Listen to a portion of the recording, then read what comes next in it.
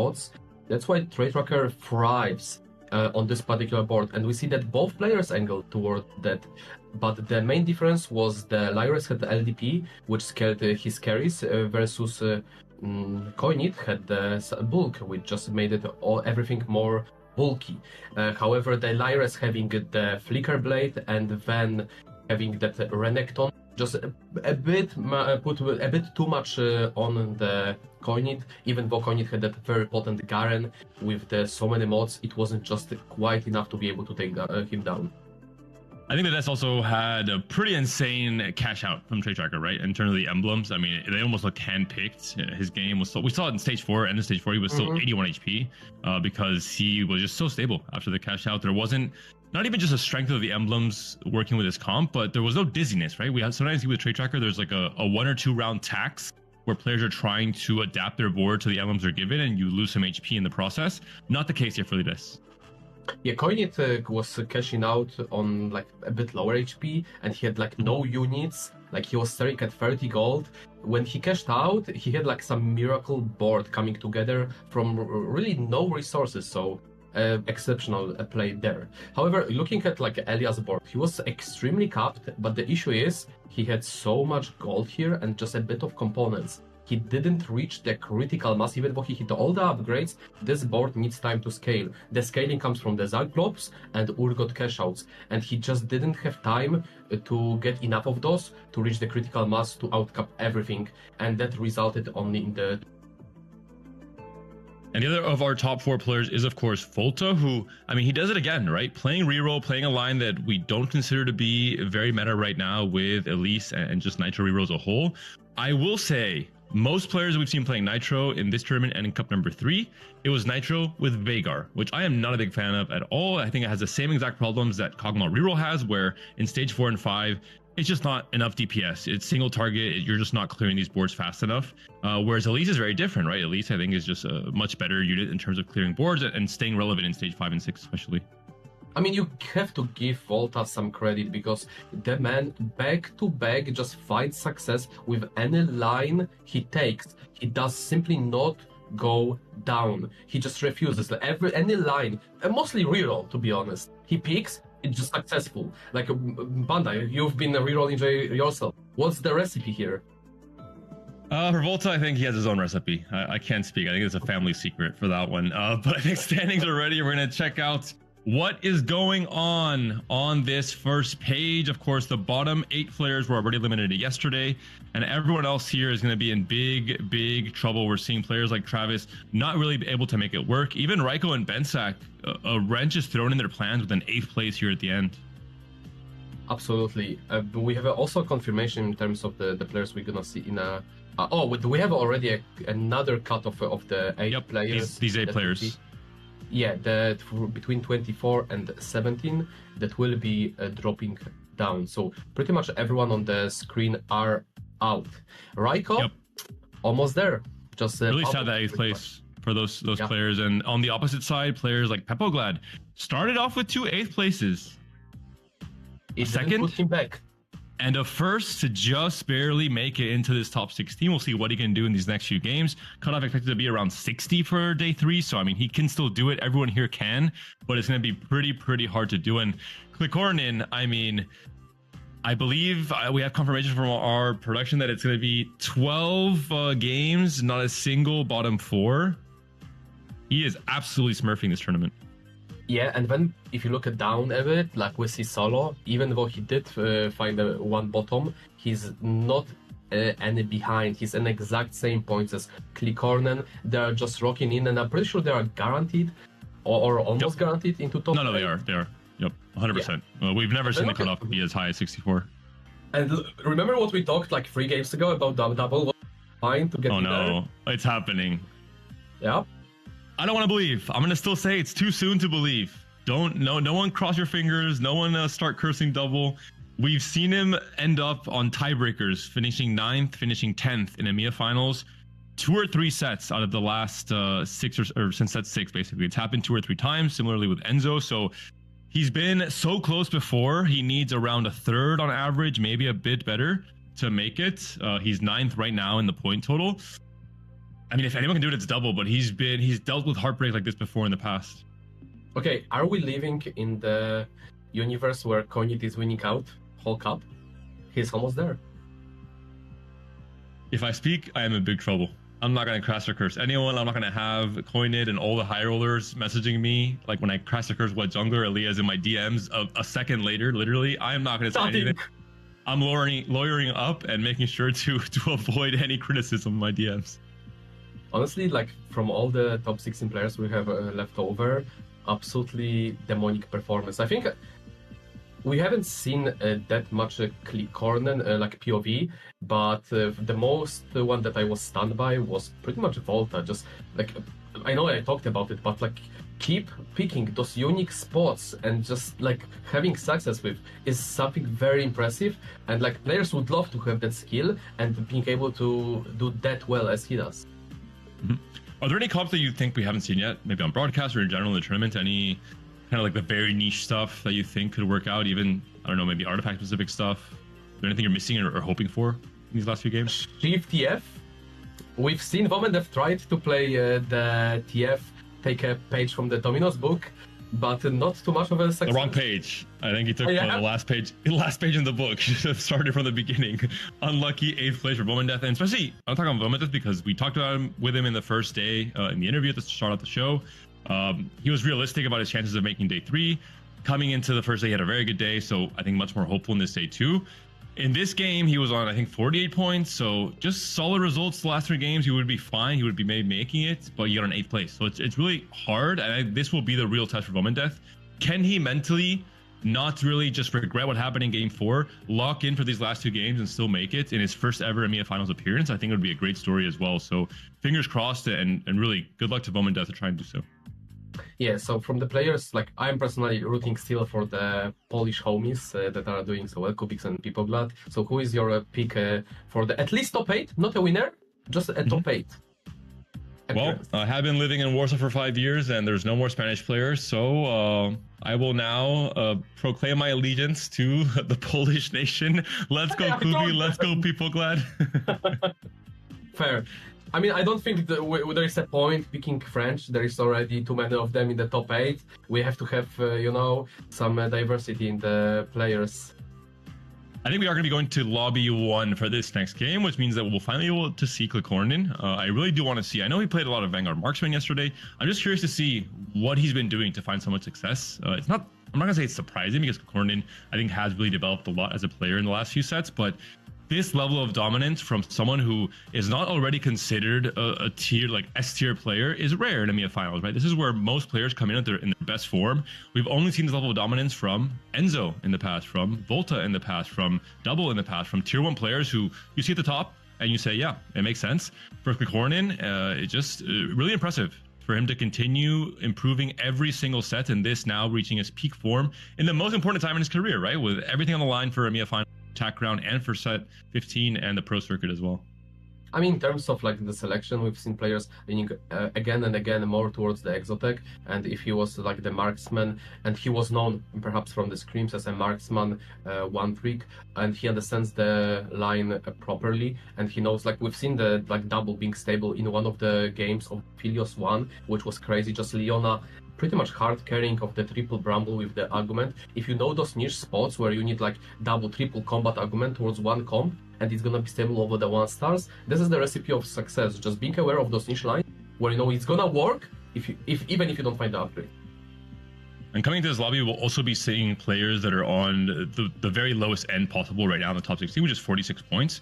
4 players like these, we can't confirm the cutoff yet, but most likely they'll need kind of a first and a first. So I think this is now the point where we really see players change their playstyle entirely. No matter what augment or what starts are given in stage 2, they might have to force this very risky angle of playing for Urgot Flex or Amp or kind of a win out comp, even from a spot that doesn't necessarily, it's not appropriate for it.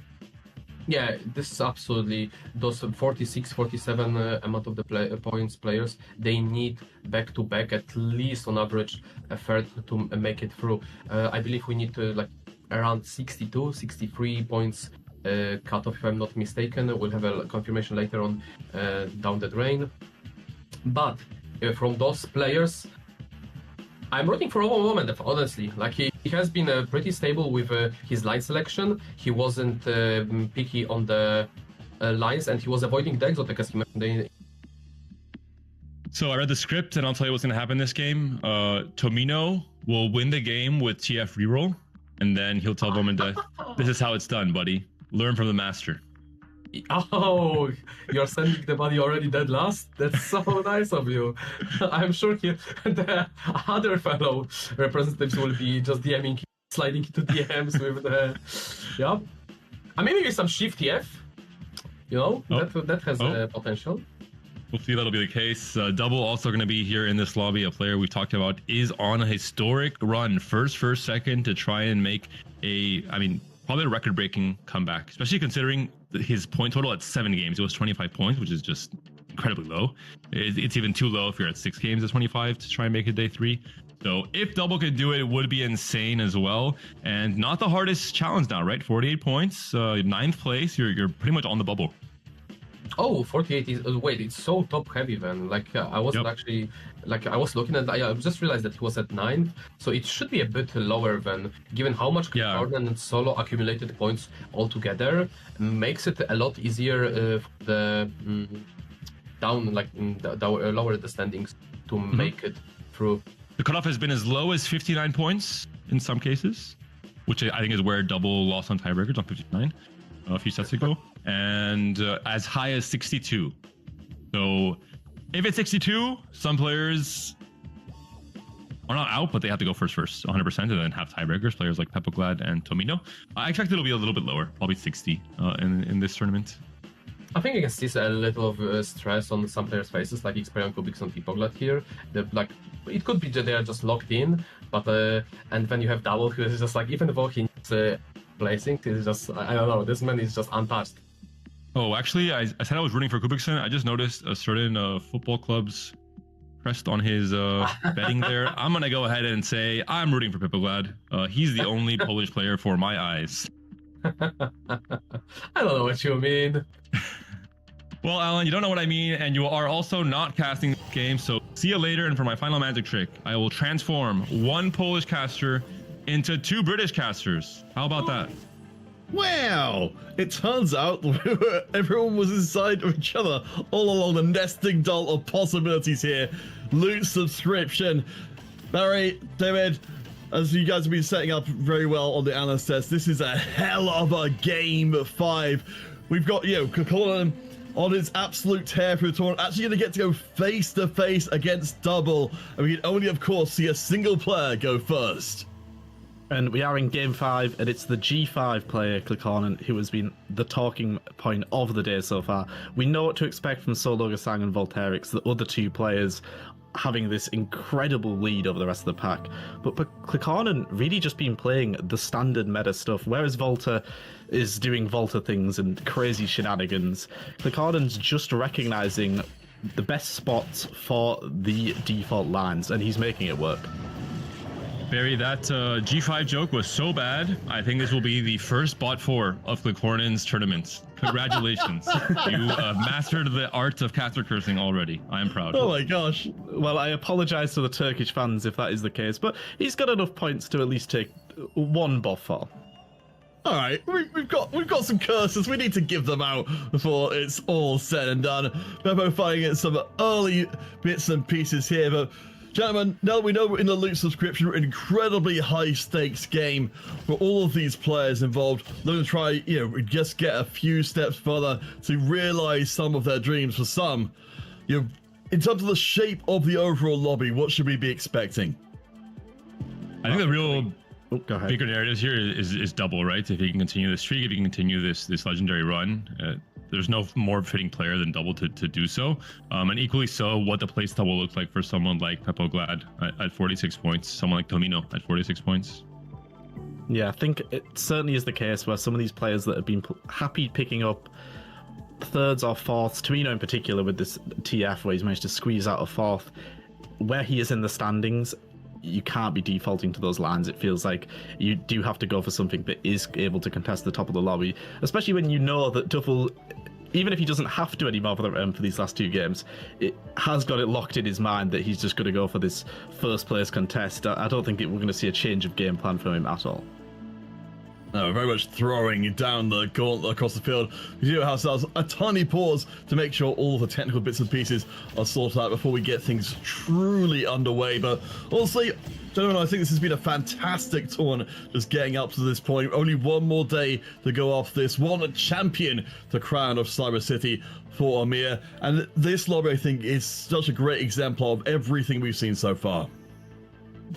Loot sub is the encounter. We'll see a gold augment on the left side and silvers on the right. The silvers, usually if it's double silver econ, very strong to go for the silvers instead of the gold. We'll see what players decide for. One thing to mention with loot sub especially is you don't want to commit to a comp that plays kind of the same rigid 8 units every time on level 8, because you might be missing out on a lot of value, right? From random emblems, from different things that this loot sub encounter can give to you. So players have to be able to commit to lines that have some adaptability in terms of what they can cook up in stage 4 and 5 especially. Yeah, and it feels like a little bit of patience for some of the players as well. If you do get the potential a spatula coming through, an artifact coming through, we saw it earlier in the day. If you're just able to hold off and see what 5 costs arrive and then pull the trigger on your artifact, you can really benefit from it. So we'll certainly see a few players taking their time in stage 3 and holding back a little bit on committing too much to a set line. Yeah, that's why I like some of these gold augments, particularly we're seeing across a few of our players there. Very much rewarding patience as the virtue in many respects. Do you want to point out, as we will hopefully be jumping across, see a little bit more of double 61 as well? Looks like he has gone for a fairly aggressive choice early on as our player fishing for first. The spoils of war coming in, a statement of intent. Actually with an econ augment as well, so this is indicated that he's probably going to try and play high tempo in stage 2 to get spoil value while using this extra gold, not to econ higher and higher and snowball his econ lead, but instead to have more board strength with leveling to 5, etc. For now, just playing around a pretty interesting board here. Has the option for Graves reroll. Does he want to commit to this line with basically his entire tournament at stake? Well, there we go. He does not want to commit to it seems, and we'll just be looking to make 10 this round. But as you said, should be able to at least pick up a few rounds wins. There's a lot of players that do hold back and do lean towards that lost streak. So off the back of the spoils, as you said, maybe pushing 5 next turn. Doesn't have the. We've not seen the. We've seen more crazy boards in the early game for sure, and doesn't have the absolute strongest. But that gargoyle slam coming down, he should be able to pick up a few round wins. Yeah, it looks like O'Connor's quite happy to sit back in the early going and let that techie bruiser board while building up the HP deficit for the regeneration later on. But the players playing this one out very carefully. As I said, a volatile lobby to come. Vomadeth up on the top with the techie, bruiser techie board of his own, which is currently looking like we've got some pretty nice itemization locked down already. I love this from Vomadeth. He's back to his bread and butter. This is a comp that he played a lot of in day 1. He played a lot of in cup number 3 as well. I think I would go ahead and say it's probably his most comfortable comp on the patch. And in a moment where he needs to find success after the sour taste in his mouth from the TF reroll 8th place last game, this could be the way to do it.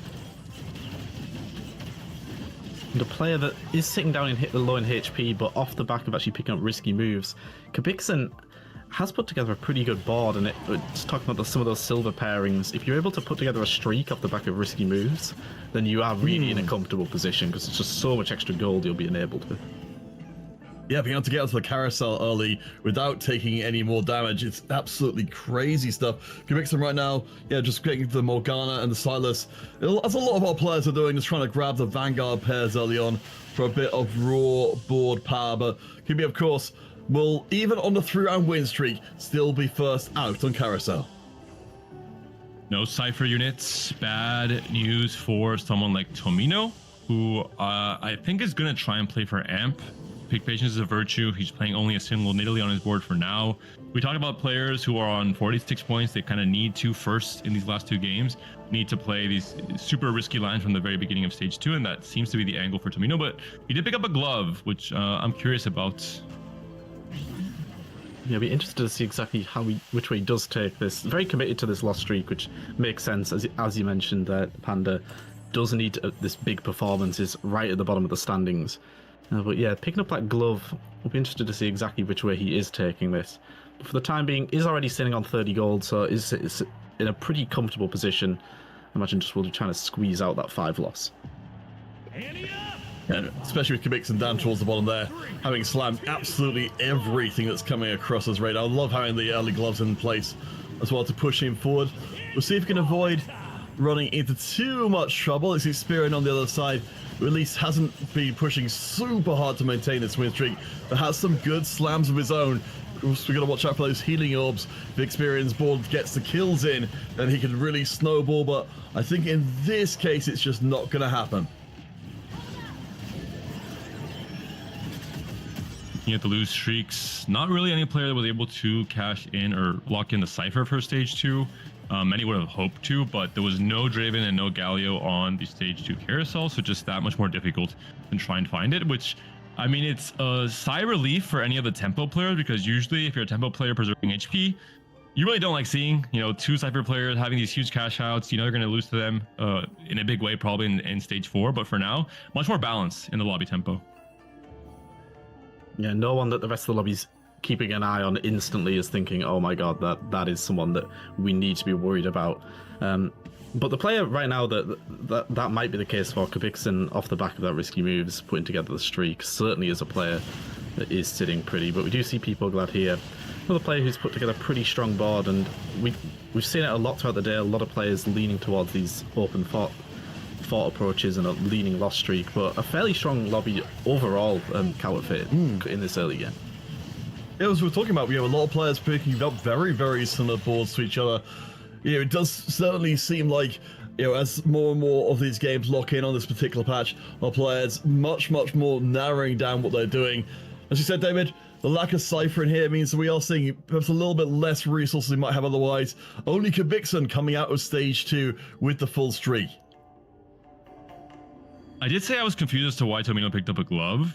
It wasn't a Braum. I said as a joke that he might play TF reroll in this game meeting up first. There's no way, right? With Patience of Virtue. There's a TF in the shop, but he's not buying. Okay, I think I feel much better now. It's the only unit he hasn't bought, actually, so I think that's a telling sign. I mean, really TF is just not good against Krugs. I want a clip of your voice breaking there where you thought he was going to run through a debate. That's the perfect way to put that. I mean, Petit, his prep partner, did exactly this. In Game 7, with a chance to win Cup number 3 and take it away from Raiko and from Pelea, he played TF reroll. So I was just equally puzzled back then, but I think Tomino is going to be safe this time. All right, Gobster, of course.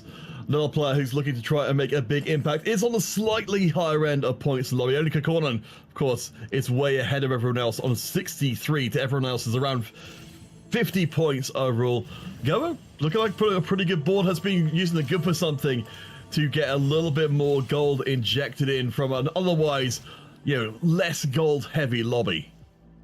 Really good slams coming through here as well. Just the best holder for this Rage Blade early. Kog'Maw players just absolutely love to get their hands on, and Vi is the go-to frontliner. And in terms of just perfect the items falling through here, not really anything left over, and is sitting in a really comfortable position to just get them all slammed and push that tempo. It's just telling, right, what this meta looks like, where players are just so much more comfortable slamming AD items in stage 2 and 3.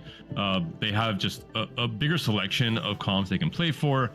Marksman, Golden Ox, Exotech, Urgot at the high end. It's just so much more dominant than AP in terms of the options you have. Keep an eye on, speaking of options, our players have the second ornament come in. It will be pure gold across the board.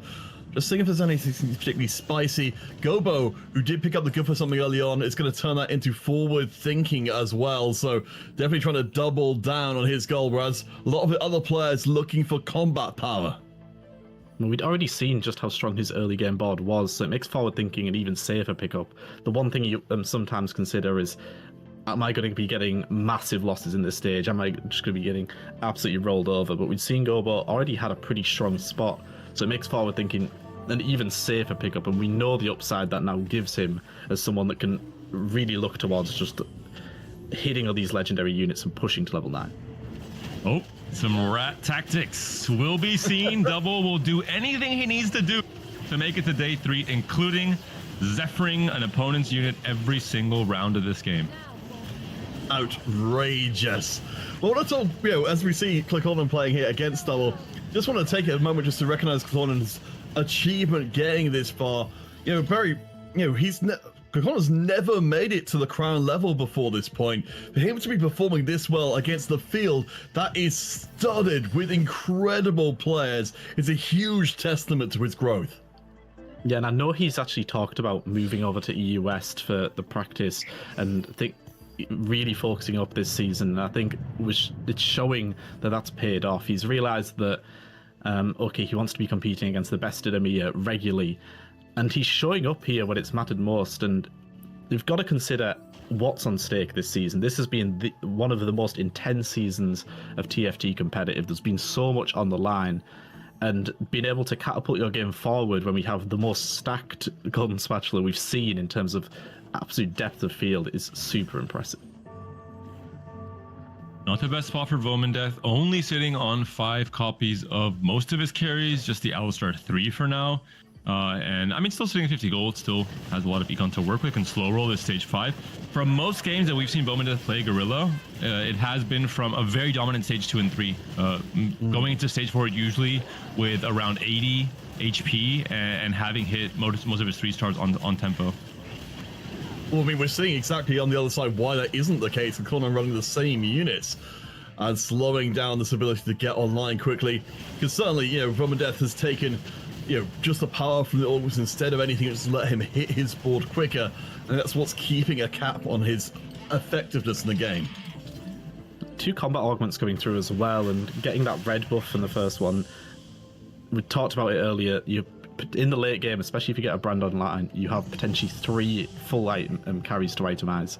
So getting the 2 combat augments, getting that extra item, could just provide him that little bit extra power, and you don't necessarily need the resources when you're going for this 1 cost reroll. You don't need as much gold, so realizing the combat is going to make the difference.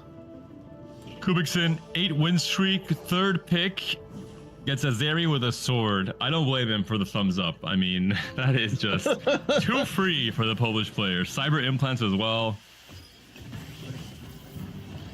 Hey. We were talking about this, the Cypher just not being part of this one for a while. I'm really curious to see what Tamina can do for us. Again, he's one of the lowest points players on with Peppo Glad. 46, the lower than anybody else in the lobby. They need a miracle to pull this one off. Keeping on the side, though, it's amazing how far he's taken this board. And that's an Ergot, which is one of the infinite scaling 5 costs. It's the premier backline 5 cost. And a player that did not necessarily need that level 7 handout on that full win streak, incredibly rich, has been gifted one of the best early hits possible here. And Panda, this is going to set him up for such a strong position. He's playing his own game now. It absolutely is, and just risky moves into, you mentioned it, it's strong when you have a 5 win streak, but a 9 win streak, that's the whole other level. He's gonna have so much gold to work with as well. Yeah, that's craziness. Kubikson really ripping up the table. So let's check back in on some of the things which we were worrying about coming into this lobby. Of course, the double 61, the big player of, a clump of players in this lobby who needs the big win coming out of this one. Hasn't managed to make a massive impact as yet, but at least has kept his HP up, quietly working his way, building up the small Exotech board for just that little bit of extra comfort moving forwards.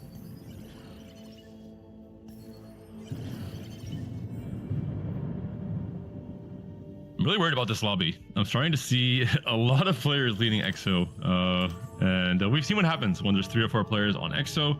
Some players, no matter how strong their spot is, no matter how strong their augments are, just will not hit that Zeri 2, maybe even all game long, and just their entire game plan will crumble off of that. So it's going to be a really interesting 4-1 round to see what our players hit on their first initial roll down and how stable they'll be coming to stage 4. And it's surprising how well the average has been, considering we've seen pretty frequently. I know when I was popping the stats in, you do see the 6, 7, 8 3-way XO fairly regularly, but then so often is it in those top 2 places as well. A player in this lobby, though, that we do have to keep an eye on pretty much straight away. Tamino, 19 HP, did have that 5 Cypher off the Z in the Stage 3 carousel, but is in a position now where you're already looking like you cannot afford to lose another round. Oh, must be safe for reroll. Yeah, let's say this is the composition that was defined by not needing the Mana Zane. Now we've got the Mana Zane in here for LeBlanc. We admittedly don't have a lot of LeBlancs, but he's thinking. You could see he's divided. He doesn't know if he should play for Amber or play for Cypher reroll. He's not rolling it on 7, which indicates that I think he's going 8, and he's gonna roll for Amp. Mana Zane, of course, insane on Annie. Also good on LeBlanc, so the options are there, and the IA and red buff can go on both. The Draven or the Stamira. We'll see what he commits to.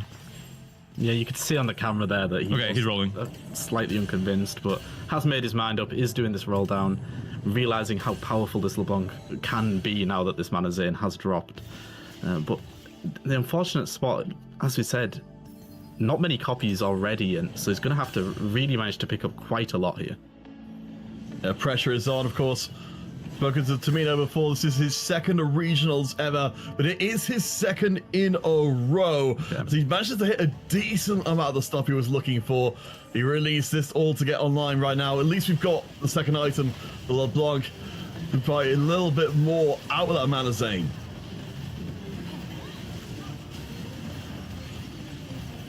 Is it going to be enough? I mean, he's just still so far away from a lot of his key upgrades. He doesn't have that much gold to work with. He's down all of his patience to virtue rolls, which, I mean, we've seen players like Salvi in the past where they have, I don't know, 20 rolls coming into 4-1. I believe some of the rolls were used already from Tamino to find Cypher in the first place in Stage 3, and that's why we saw just a lot less rolls now. Yeah, and coming into does find the Z2, but only the TGs on top of it, so it is reliant on a little bit of luck for these next couple of rounds. If the ZTGs are good enough and you're able to blow up the back line, it might just give him enough time to get to that LeBlanc 3, potentially that Galio 3, but as you said, a little far away right now, so it's just hoping that he's able to just survive it. The next couple of rounds are going to be also important. Yeah, having the prismatic coming at this point is not ideal, particularly for some of our players who find everything they're looking for. We do know that we got binary airdrop coming in for Voman Death, with the Exotech emblem coming in for Kabixen as well. These boards just got a whole lot more scary, and Tamino may be out of time. Let's check out Gobo's board after this with forward thinking. Must have been a huge roll down, level 9, 0 work with. And this is what we have arrived at. Bulky bodies as well. Hopefully he will not make the same mistake last time Moonmade. He will position accordingly despite the difficulty of this roll down in this setup. Yeah, there is a lot to do in these turns for a lot of these players, and we've seen sometimes the ordering's wrong or you don't quite get exactly what you need online. Gobo here is taking a pretty big loss and is completely out of gold, so hasn't quite hit exactly what he was looking for. And after that round, actually, Tamino did win his round, which kept the Cypher alive. Picked on the Woodland Charm to be able to bring out another 2-star Z to his board. With Gobo and Kakornan both losing the previous round, it's starting to look a little bit more optimistic for Tamino. I mean, his only upgrade on this board is a Cockball with no items. Which is, I mean, okay, there's a Viego now with no items, but 1 star across the entirety of this board is not what we want to see. I think Gobo, he's probably out. There's no real saving this spot with 0 gold at this point in time. Yeah, I think you could tell it's a bit of a reluctant make on that Viego as well. It's so expensive, and it's really low priority in terms of the 5+ you are looking for, but has to hit that. But checking here on Kakornan, who is on that Jinx and Rengar reroll line, which is something we haven't really seen at all this patch in particular. And a player I maybe did cast Cursed at the beginning of the game. Well, I'm going to take away the blame from you, Barry, because let's be honest. If Kakornan, instead of at 63 points, was at 48 points, would he be playing Jinx Rengar reroll? Press X to doubt. I'm gonna go with probably not, but now is the time to give it a test and see if you can quite eke it out. Maybe he's seen what Volt has been up to, playing kind of whatever he wants, and he thinks, well, maybe I'll just experiment and try out some of these niche lines for myself. I mean, we can see what happens, right? with his item combination counterfeit, where he had the Sterex and the QSS, probably wanted to play for Graves with prep, and then just didn't find Graves early enough, had to pump levels, couldn't play for Goldenox, instead said, hey, you know what, I'll try and test this out instead. I mean, that's absolutely. I mean, this is the chance afforded to Kikoran. He's the only player in the lobby who's not on around 50 points. For everybody else, from Experian down to Tamino, from 51 points down to 46, every single place that matters. As we now have 2 3-star Gallios, Tamino is dancing on the edge of the blade. 1 life left in the tank. But he's so close to hitting Draven 3 as well. Dreaming of the TF boards, he's got to stay alive for just a little bit more. It was a massive hit on that Galio. Having that Woodland Charm, he was making a copy of Zed. This is so much more frontline and so much more power, and comes up against Kakorden, who we were just talking about, hasn't hit either of his reroll units yet. So Tamino needed a matchup that he could give himself another win in. Kakorden now down to 1 life as well. Does he have time to find this Draven 3? That's what he's desperately looking for. What happened to Tamino's shops? 3 LeBlancs with Patience is a Virtue? A little bit sus, no? His artifact carrier is just nowhere close to reaching her maximum spike, and obviously the cap so much lower on this comp. Does have a Zeri, little rat tactics, gonna have a chance to slot in the Senna, and now has another chance to hit one of his opponent's carries by just dropping on the Zephyr at the very last moment. Yeah, and I did have a few more copies of LeBlanc when we checked in earlier, so I believe that round loss at 4-3 basically just went, okay, I've got to sell off here and potentially find this Draven. Does now pick it up, and is it just in time counterfeit? Oh, it better be. Just double checking my notes again to see if Kakorden has even taken note. Not a bot 4 in this entire event so far, so my eyes are definitely glued to the left-hand side of the screen to see if this Rengar Jinx board can come through. As I was pointing out earlier on, the Jinx will scale up through the round, but she needs to cast to do so. It's going to be pretty tight. I think Kakorden's bottom 4 or top 4 record is coming to an abrupt end. That is quite a way to do it. And let's just say Kakorden Chemtech overdrived his way just straight off the cliff with this comp, because that was not the line. If at the very least he hits the 3-star Rengar and Jinx, we can start to more accurately assess his game plan and the strength of the comp, but didn't hit anything. He's leaning into obviously prepping these units. They're going to be the main carries, so it was not going to work out regardless. Yeah, and with that Chemtech as well, on the Street Demon, it made it a little bit awkward. He was very limited in where he could position, and on a composition that is quite reliant on making sure you can get access into the backline with that Rengar. Ultimately, though, didn't hit either of the 3 stars, and it's not going to be able to keep up at this point in the game, if that's the case. Well, we did see a little glimpse of Gobuso there, building up his own power, starting to get a lot of his legendaries online. Already has the Garen, already has the Viego at 2-star. I believe the managing to get a lot more than that being put together. So we'll keep an eye on him. He's, of course, the one with a giant bank balance that he's spent to bring his board online. Experian, though, we're checking with him. The 6 Vanguard board, you're just bringing as much power as possible. We've got the Flicker Blade in there as well. This is the step better than your regular Vanguard board. And speaking on his opponents, the player he's facing in this fight, Vomandeth, he's making it happen again on his comfort comp. He knows all the ins and outs of this Gorilla comp. He identifies, hey, I need a lot of items on all of these. He picks up Binary Airdrop, Piercing Lotus. He's sitting at 55 HP still, and we're in stage 5.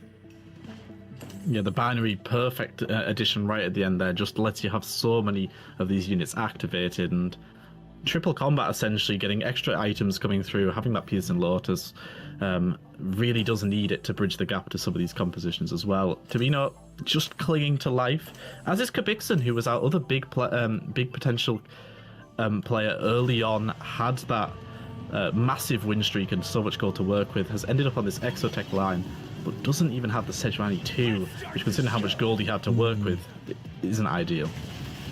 That's got to be pretty damn disappointing. I mean, the backline is still looking very, very good, but we'll have to see how well the frontline holds up.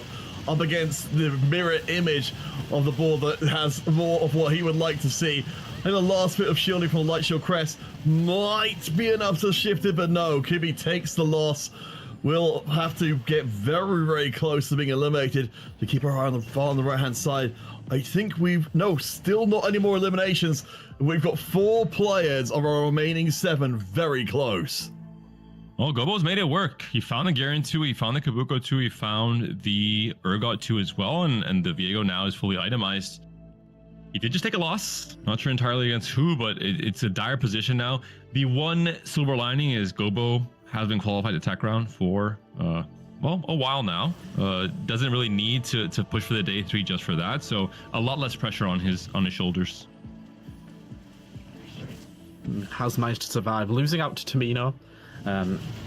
It was the confirmation there coming through, but we surprised he even made to this point. It looked pretty suspect when he had basically no upgrades after doing that big roll down. Has managed to survive just a few more rounds and now has these infinitely scaling legendary units online, and we just see the power of that board when you do hit those big upgrades. Oh, Kubi's out as well. We are starting to see our players getting threshed through here. And remember, these are players on very close points to each other. So that's going to be a huge advantage for our remaining players just to try and creep their way forward. The final 8 is waiting, not at the end of this game, but at the end of the next. Tragic round for the Polish TFT scene. Both Pepoglad and Klubikson eliminated, and this means that both players will no longer be able to make the day 3 cuts. Klubikson sitting at 49 points, and Pepoglad sitting at also 49, I believe. So I think it's pretty much, impossible. There's no way the cut's 57. So tragic for these 2 players, especially for Kubikson, who was in the race via qualifier points to find a spot for Takron. I think this maybe makes it very difficult. We'll have to wait to find out the final ones, but Barry, look at what we've got here. We've got so many players again, still very close to getting knocked down. Do you think Gobus has done enough with his big pile of cash? Yeah, we have had 2 big POVs here. The players that have got these absolutely crazy boards. They have just recently fought against each other, and so should be safe from elimination against one another. And we do see just these are the 2 people that if you're in the rest of the lobby, you do not want to be covered up against, because they're absolutely terrifying what they managed to put together. And Gobo in particular, considering the spot he was in when he missed on that initial roll down, really sitting comfortable now. And same, just barely though in that particular fight. Tamino on the other side, able to pick up the round win as well. Really important fights coming up here. Well, even from the last round, Double taking the loss off the appearance. We have to remember that's one of our threads running through this Double's golden road. He needs the first places to come through, and losing that last round is a pretty scary place for him to be. No, he needed the first places earlier in the day, and he has managed to put himself right in the mix again. So he is at the point where a top 4 or a 3rd place would give himself a real fighting chance. He's done the hard work, so even if he goes out in 5th here, he's still going to have that chance in that last game. Just would not want to have to depend on getting a first, obviously, in the game 6. So hopefully a top 4 here for Double. Really smart use of Titanic Hydra with Chemtech Overdrive. You get a lot of extra HP, so just extra damage, basically.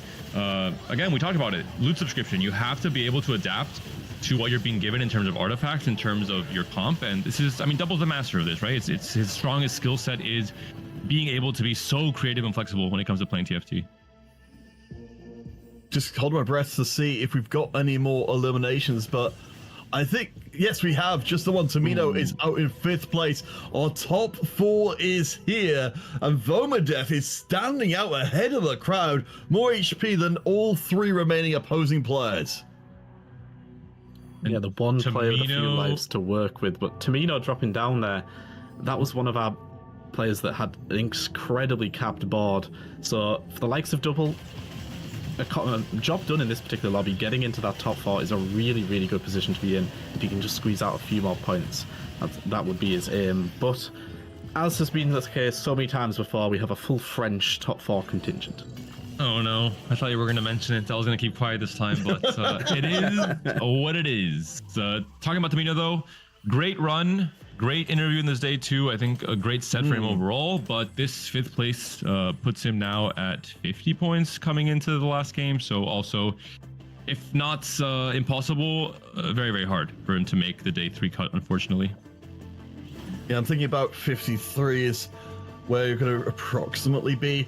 Ideally well, not ideally, but to be in with a decent shot of making it into the final day. But let's see how Vomandeth goes once more. The left-hand side, Experian versus Gobo. You can see the Viego stacked up on the back line. There's no better way than to flash your cash than to say, I could be looking at a 3-star legendary right now. But it looks like he doesn't actually even need it. Rips through the board. The Zeri dodges the brand cast and wins the fight for double at the very end. He stays alive. And the double miracle run continues here. Gobo did his hard job when he took out Tabino. That was the player that he was potentially worried about causing an upset. And as you said, now Peter is in a position where he's digging for an absolute luxury at this point in the game. Oh boy. Well, I mean, let's talk a little bit about Gobo as he comes to what could well be a streak through. Magic made him a regional champion, as you said, David. He's certainly a player who's been looking to try and build up his brand more and more. This is certainly a game to make that attention grab. How did we go from 0 gold, no upgrade on his board in stage 4 to now potentially winning the game with God, that's just the Gobo special. Maybe the French special, who knows at this point in time. We'll see if he can win this fight as well. Vomandeth has a big cushion to work with. Should be a guaranteed top 2 just from matchmaking alone with 42 HP. And props to Vomandeth. If you want to play Gorilla, if you want to know the tech for this comp, just VOD review Vomandeth because he's played it so many times across the last 2 tournaments and he's had so much success with it as well.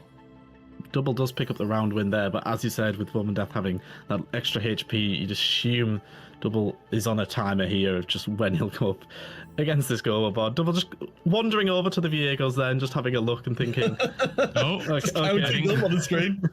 Gobo's downgrading his board, I think, to try and look for it. I think he sees there's no defense. I believe he was selling off some units there, knowing he's on his last life and maybe not strong enough. Oh. We'll see how Double fares against Vomandeth. The guy said Double 61 has made it to this point, at least giving him a reasonable chance of making it to the top 8 after the disaster of a day 1. But we'll see if one more point could easily swing the matchup one way or the other as the front line starts to collapse into pieces. We're left with Renekton as a last one standing, and Double 61 can have to make do with a couple less points than he might have had otherwise as Vomandeth's revenge comes a-calling. Double with a great 3rd place there, considering where he was at, as you mentioned earlier in the day, Panda, 25 points after 7 games. Most players are, it wasn't like tournament, but Double really has put together a great run here. 3rd place is pretty much as high as you could have hoped for in this particular lobby, with Vomandeth's HP lead, Gobo having just this absolutely crazy board, but now we're just dreaming if he did find it, but I think sold off a copy actually, so the dream is dead, unfortunately. Probably had a board upgrade that he wanted to go for and just be a little bit more realistic. Yeah. A top 2 lock-in though for Gobo, very, very good results with 1 game left. We talked about him being maybe out of it, considering I thought he was going to go 8th, but found a way to upgrade his entire board and just take over with the highest cap comp in the game right now. Forgot Flex. Yeah, I mean, for Vomandeth on the other side of this equation, this is his Vomandeth's regional debut up against the Magic and Mayhem regional champion in the final round of the game. At least we would assume, as it comes calling in a huge height of pain, and Vomandeth goes down to 1 life as well.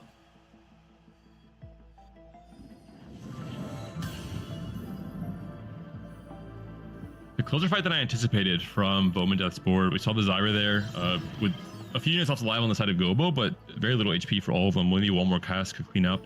I'm curious to see if there's any positioning tech with Seraphine especially that can maybe change the outcome of this fight. It seems like, there should be no way Vomandeth wins this, but with Binary, maybe it's enough. Yeah, did pick up the copy of Viego now, which only the Viego 1 after Gobo did sell them off. If Gobo wasn't holding the ball, he had the Viego 2, maybe that could have been the difference for that techie board. All right, one more time into the breach. Goister has shown us the power of applied money. He's just printing it again and again and again. Wilmerdeth will have to settle for second as Gobo defies expectations, casts the curses, and boards that he would not have preferred to be seeing earlier in the game to end out this one in triumph. This is why Gobo is considered one of the rising stars of the French TFT scene alongside Jedusor. They're that new wave that came after the doubles, after the Voltas, after the Cocos, and just took over when it comes to our region. Jedusor more so internationally, especially with the Macau Open finish, with attack round finishes. But I mean, Gobo, EMEA champion already, had one of the most consistent sets of all time in this set. 2 runner-up positions in the first and second cups, and is now taking over in this final stretch of the tournament as well. All right, gentle friends, we have one more game left in day 2, and then we'll be cutting to our final 8 who will compete for the title of regional champion here in EMEA. We've got Oli moments away from that game starting, so we're going to go to a break as soon as we can here from our analyst desk, and we'll be back here in moments for that 6th and final game.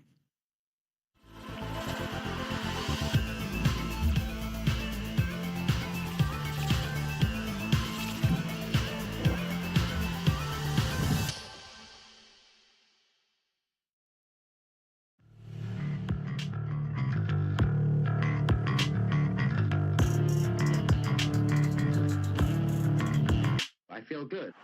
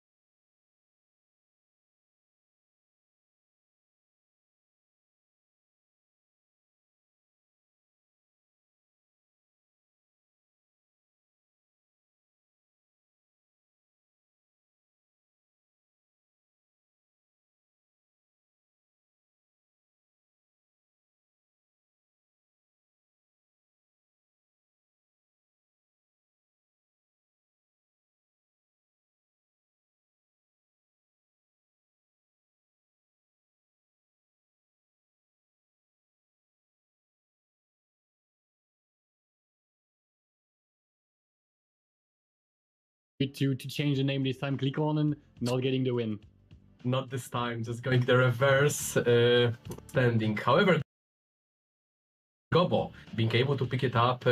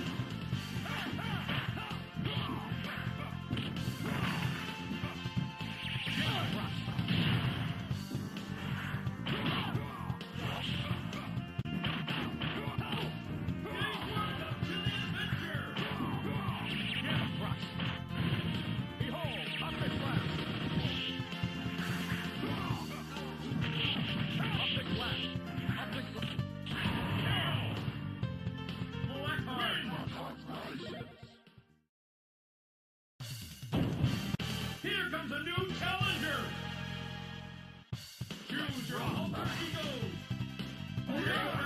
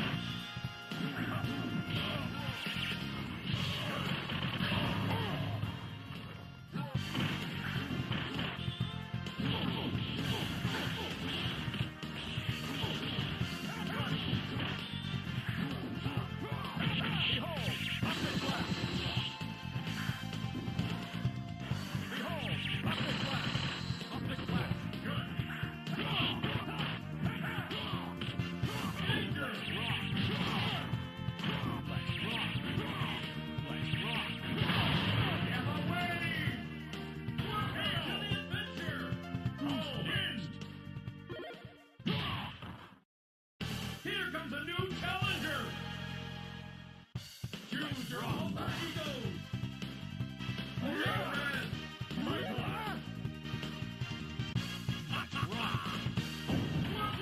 To the adventure! Ready, fight!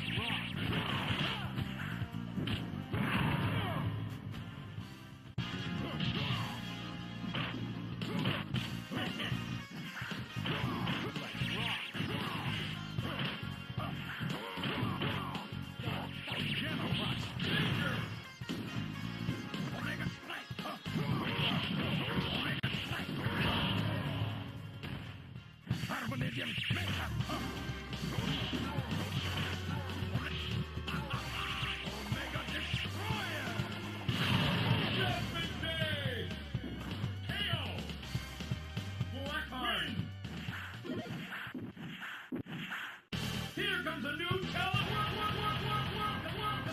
You draw alter ego! Origenes!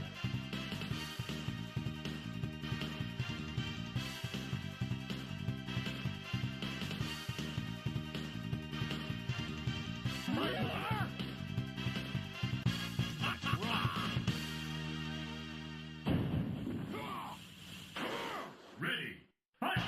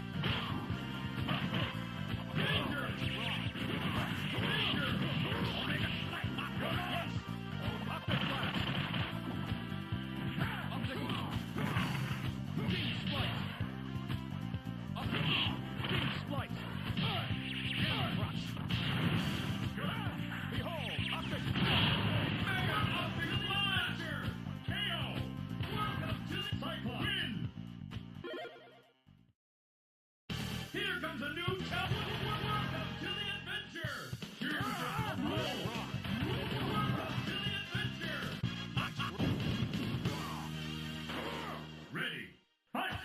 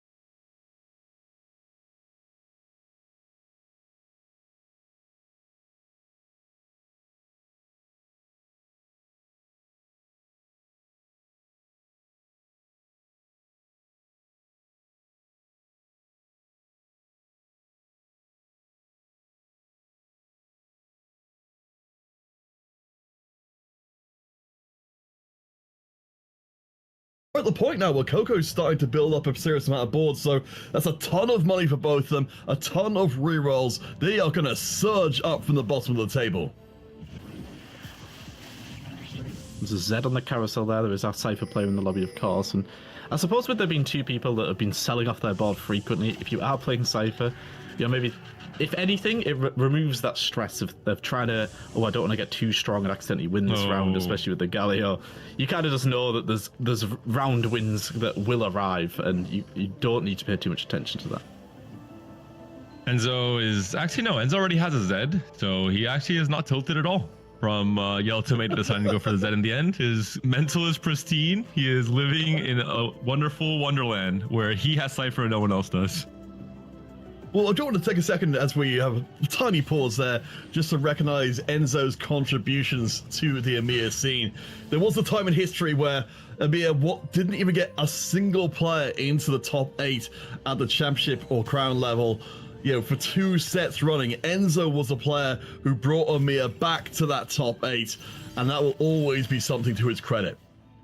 And if anybody remembers his little neon sign that he had behind him during that run, he really was the guy that let his personality shine, shall we say, when he first broke through. I'll go as far as saying I think Enzo Set 8 Monsters Attack reached one of the highest peaks we've ever seen from an EMEA player in TFT history. Yeah, and I mean, I think that's certainly one of my favorite memories as well, certainly seeing our players coming together and supporting each other. I think that's been something that's been happening over the course of this tournament as well. So Sam, of course, talking to us about how he had started to make the more connections in the German community as well and pick up so much more from engaging with everybody else. But we are, again, starting to move things into the latter part of this final game 12, the first part of the tournament. The cut to top 8 remains. Quick reminder from our admins as to kind of what our focus players need. So from Yellow Tomato and Lyris, they need around a 4th place each. For Enzo, ideally needs a 3rd. There's a little bit of wiggle room in there, but that's broadly speaking what we're going to be looking for them. I love this play from Yellow Tomato. He, on 3-5, with Calc Loss and all the extra rolls, leveled to 8 and rolled it down. He doesn't need to go first necessarily. He just needs kind of a stable game plan. So opting to preserve HP now instead of just continuing to open for it and just spiral down the drain for the stage 4 start. And we know how many people default to this line as well. It's so contested that when you have other people that are leaning Cypher, Calc Loss, we have our trait tracker, there's a lot of people that are potentially going to be joining you in this Exotech line. So going early and just being able to get a copy of Zeri, making sure you can at least get some of the board put together, makes a lot of sense to me, just going before everybody else that's contesting you. Yeah, I mean, that's what Calculators absolutely gets you. They're faster and re-rolling faster as well. Yeah, Tomato picks up his 2nd win, so he's going to start making the rise up the table. Coco, though, will keep the losses intact. His own board not quite coming together. And of course, Enzo joining them down in the lower bounds of HP as we head into stage 4. And of course, with a Cypher for a while. So important. Enzo got the duplicator cash out, so gonna have a much easier time hitting all of his 3 stars. And he's playing some pristine defense here as well. 2 Zeris, or just 1 Zeri, hanging out on his bench, making it a little bit harder for someone like Yellow Tomato, his direct rival in points, to hit. Z pair as well, so if he was able to hit that 2 starts, an added bonus, because the reroll units he's looking for is almost guaranteed to find with this particular cash out. And I think the Cypher line right now just has so much backline access. If you're able to upgrade the Z, Draven, LeBlanc, your team just, there's no side you can hide from, there's nowhere you can really be safe. As we do see, Can't Fit, this big roll down is now underway. Yeah, we've got a Z2 in place, and again, she's pointed out before, David, we've got the duplicators ready to rock. Enzo's got pretty much everything he could hope for. We're a little short on LeBlancs. We've still got the 2 lesser duplicators left in the tank. You could find just a little bit more, but for the time being, Enzo knows the time is now to start building up power. On the other side, though, Coinid, we haven't seen him for a little while, has now got the Shaco 3. Now the rest of the opposing boards have actually started playing units. And we see that Cypher roll down was really, really good. Hit pretty much everything. Added HP coming through here as well, which from the orb drop, which considering the amount of players that have basically been completely open fought, is a nice little bonus to have for those players in particular. We also saw, fortunately for other EXO players, Enzo was bench locked and had to sell one of the Zeri copies he was holding on to. So 1 more Zeri out in the wild. Hopefully in the sights of someone like Yellow Tomato. I believe he's still on Zeri 1. So gonna be a little bit scary considering he has a portable Forge Flicker Blade on Zeri. So a lot of his comms power is on this unit. And only one copy of Zeri. Yes, far from ideal. And of course, while people are fighting over Exotech and similar, Alea up at the top of the table right now, completely undefeated up there with the Bastion composition, has, you know, just got everything he could have asked for. The Ascension as well, if he can make the rounds run long. I think this is a great spot here for Alea. And isn't it just the case when you're the one player that can't actually make it, you're playing spoiler for the rest of the lobby, and he is tearing through it. Everyone else has been toiling away at the bottom, just trying to out-open each other, but it does mean that if you were the player that committed really early to a line and was able to hit a few upgrades, you were able to just run away with things, and that's exactly what Elite has done so far. Really smart from Elias to just see chain from replication and just say, okay, I'm gonna play. We're gonna reroll because it's just so strong on the Poppy, and we're seeing why, right? The Bramble, so much damage, so much tankiness, especially against AD columns, which are really taking over the meta right now. Despite that, it will be a loss to Lides, who has a very strong setup already with little buddies and bulky buddies. So a lot of buddies and a lot of strength. Yeah, I mean the buddies are working out, and I am receiving intel as well.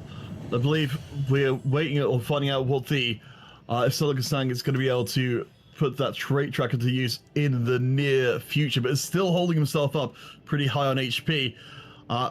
We've got the Dynamo emblem and the Boombot emblem as well. Oh no, sorry, my apologies, it has already cashed out. I didn't look all the way to the bottom right where most of the emblems were hiding themselves. So this isn't the ludicrous one we saw from before, which of course led straight to the win, but we already know how powerful this is in the Exotech shell. Yeah, with Exotech can make use of them regardless, but as you said, definitely not the most high roll outcome.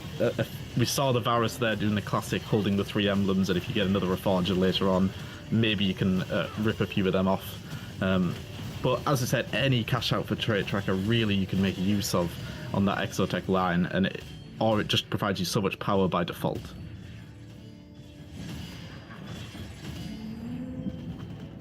Little spicy for Coco, who is feeling a little bit of the pressure, but I think the lobby, very grateful that Coinid is nowhere near as powerful on that Shaco as he might be otherwise. Looking at this carousel, there is a Samira. Unfortunately, no real Amp or Street Demon player to make the most use of this. Similarly so for the Annie here. And just having a look at the gold situations coming in, Coco and Enzo are 2 players that were extremely leaning into that lost streak early on. Both still in a position where they've got that extra HP to work with now as well. They've got a lot of gold, both potentially angling towards pushing on, and we know that the Cypher cash out was pretty damn good and still having a lot of extra gold to work with. Yeah, biding his time. Of course, Zolo, with the trait tracker cash out, has also got the Garen ticking through as well to help make better use of these emblems around the place. So certainly, Zolo, along with Volta, the players who really just don't need the result from this game. It looks like, along with Leah, another player who's, for this result doesn't functionally make a tournament difference for them. They're taking up a lot of oxygen in this lobby. And up against Coco in this round, Enzo player with a lot at stake. The battle of the gentle mates. Both players need a big result. Coco more so than Enzo, who is currently sitting at 10th place in the standings. For Enzo, 1 copy off of LeBlanc, and then he can use both of these duplicators. So trying to get it without rolling potentially. He thinks he's strong enough on this current board, and it's a good test here. Coco, Cypher cash outs, Calclaws player. I think it's not gonna be quite enough. Coco is very close to being out. That's a calculated loss. Yeah, and Coco is actually down to 1 life there, so it might not have just updated quite yet, but we do see that is the case, that he actually is down to 1 life. And Enzo, not on that 5 loss streak anymore, is on that 5 win streak after this really good cash out, but Econ's sitting pretty good, will be making 40 and can look at pushing on and getting that TG's coming through just to enable this Z, which was a pretty early hit and needed something on top of it. Definitely nice little bonus. It's a real pain to get rid of during the round, especially with the Hextech Gunblade giving him just a little bit more sustainability. Let's see how the rest of everyone is doing. Yellow Tomato in particular, one of our calculated loss players, of course, with the Exotech board, is building up strength. Again, his finish is hugely important to his tournament future. Up against the Vanguard Marksman board, we've got a huge amount of stacking power for that Zeri, but the front line from Lyris' side is pretty enormous. Oh, Jerry's pumping. It's going to be enough. Jin stands alone at the end. That's not happy with this loss. And Yellow Tomato has to be very happy with the decision to roll down on 8 on 3-5, get ahead of the lobby a little bit, stabilize. With the HP orb, he's got 10 more HP to work with now and is sitting in a great position to potentially fight for 4th, a 3rd, which should be enough to get him into day 3. Yeah, made that decision to roll down. Actually avoided Enzo as well for the entirety of stage 4, so the two of them were really happy to see that. It does mean they're both now on a streak, which the rest of the lobby absolutely won't be too pleased with. But as he said, Yellow Tomato went early on that roll down, made it work 100%, knew the line would be contested, and is reaping the rewards for that decision. Yeah, that leaves us with Enzo and Yellow Tomato, again, two of our focus players who are win streaking coming into stage 5. But suddenly Yellow Tomato, with a little bit of the HP buffer, there is, as we see up here, not necessarily on the streak, but we can see it's got some room to grow this board's power, and gets the upgraded Leona, should be able to push quite a lot further. Enzo as well finally hitting another Blanc 3, so had been constantly digging for that, was only one off for quite a while, but able to pick that up. But Coco and Coinid, now the two players that in HP have really fell behind the rest of the lobby. Gonna check out the Trade Tracker board. Still an Exotech board from Solo. I thought maybe he was going to consider moving into Urgot. I think he might still be doing so, looking at his bench and how much gold he has to work with. This would be a really insane play from Solo, to play Exo stage 4, start of stage 5, and when he has enough gold to do so and finds a few natural copies, pivot entirely into Urgot Flex, which would use these emblems so much better, right? You have the Boombot emblem, you have Techie's emblem. It makes sense as well to use the Exo as the item holder, because Exo just benefits so much from it, especially in stage 4. A few people stuck between two mines, you're coming up against boards that are going to be a little bit weaker, so as soon as you've immediately cashed, regardless of whether or not that is exactly what you're leaning towards, you're going to be very strong for a few rounds. So it makes a lot of sense. But checking in here with Coinid, who was on that Shaco reroll early on in the game, unfortunately not able to really ramp up due to the lack of units that were in the lobby overall, and now on an 8-loss streak, Peter. Yeah, it's really tragic. We do, of course, with the ciphers active in the lobby, it's going to be hard to cap out this board. But yeah, the long distance pals falling over, trying for some last second. And of course, Shaco, not a huge fan of running into a whole bunch of Bramble vests. We do get to see a little taste of what Shaco is capable of, though, as he works his way through the back line, chewing through all of the units. Maybe Connet holds on for another round, but bear in mind, Coco is also on 2 HP. The Connet can hold on for just a little bit longer and chew through. He's got another chance, but he goes out this round, and Coco does not. Coinid had an almost impossible chance to make it, so I'm going to be a little bit funny here and say, is there a more Coinid moment than this fight? He plays Shaco reroll game 6. He misses the LDP and he barely loses the fight because of it. It's just the Coinid special. He was in good spirits. You could see it. He wasn't too disheartened by it. And I think finally, at least getting to this golden spatula, he is very happy with something that he has missed out on so close in the past. So it's still an incredible set to finally get over the hill. Oh, for sure. I mean, you know, we've got so many players in so many different situations here. Ones who've got their own legacies to live up to, and others looking to build their legacies in this event and keep working towards something else better.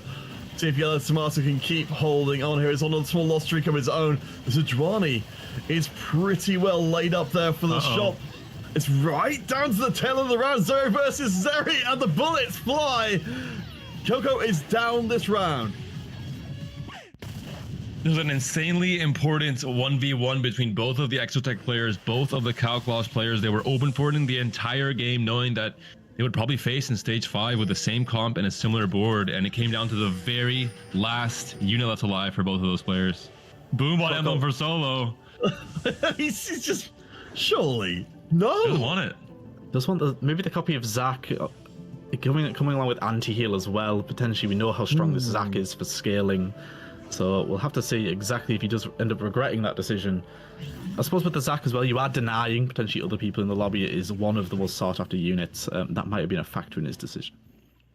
All right, level 9's coming in. We're close to stage 6.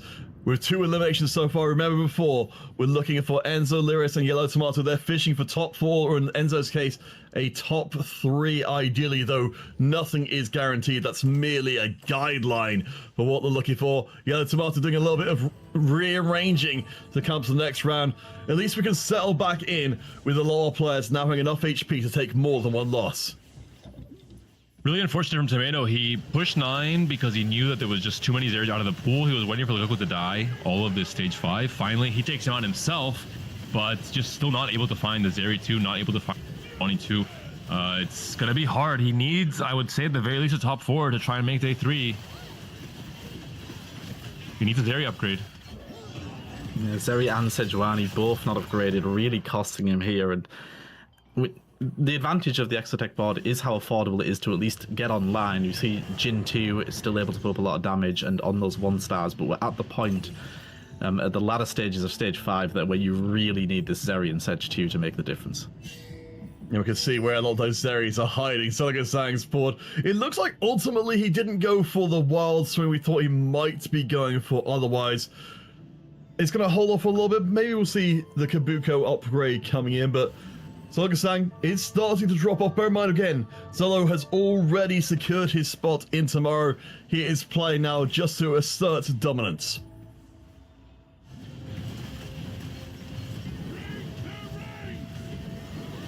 Tomato not happy to see this matchup, not happy to see all of those Zeris. Actually, no, he hit the Zeri 2.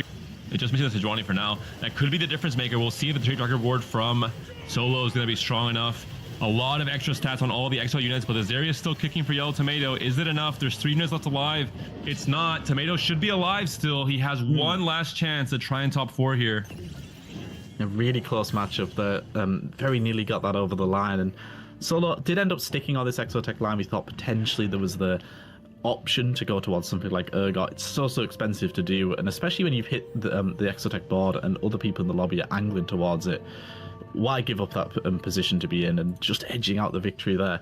We see Aaliyah dropping down to 18 HP as well. Solo and Yellow Tomato.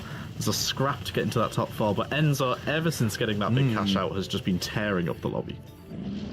Yeah, I'm really impressed by what Enzo's bringing out here. We've been waiting for a while to see Enzo return back to that initial form that brought, at least the form that brought him to our attention. But as we can see on the right-hand side, upgrades coming across the board. Yellow Tomato, Zello, both in a position to potentially get knocked out. Remember, the Yellow Tomato especially really needs that top 4.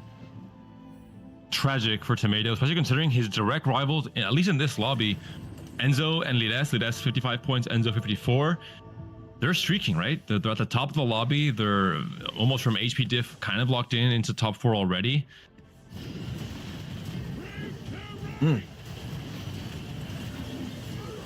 See how he does here. When the 2 players you are keeping an eye on have such a strong game, and it just, especially Enzo, when you look around the lobby and see the player that you need to edge out is in such a strong position, it makes it really, really difficult. And then when you're not able to hit these upgrades, unfortunately, that is the end of the road for Tomato there. Solo Sang also losing and dropping out, but will be taking a bigger hit than Tomato. Oh boy. Yeah, our only Greek player.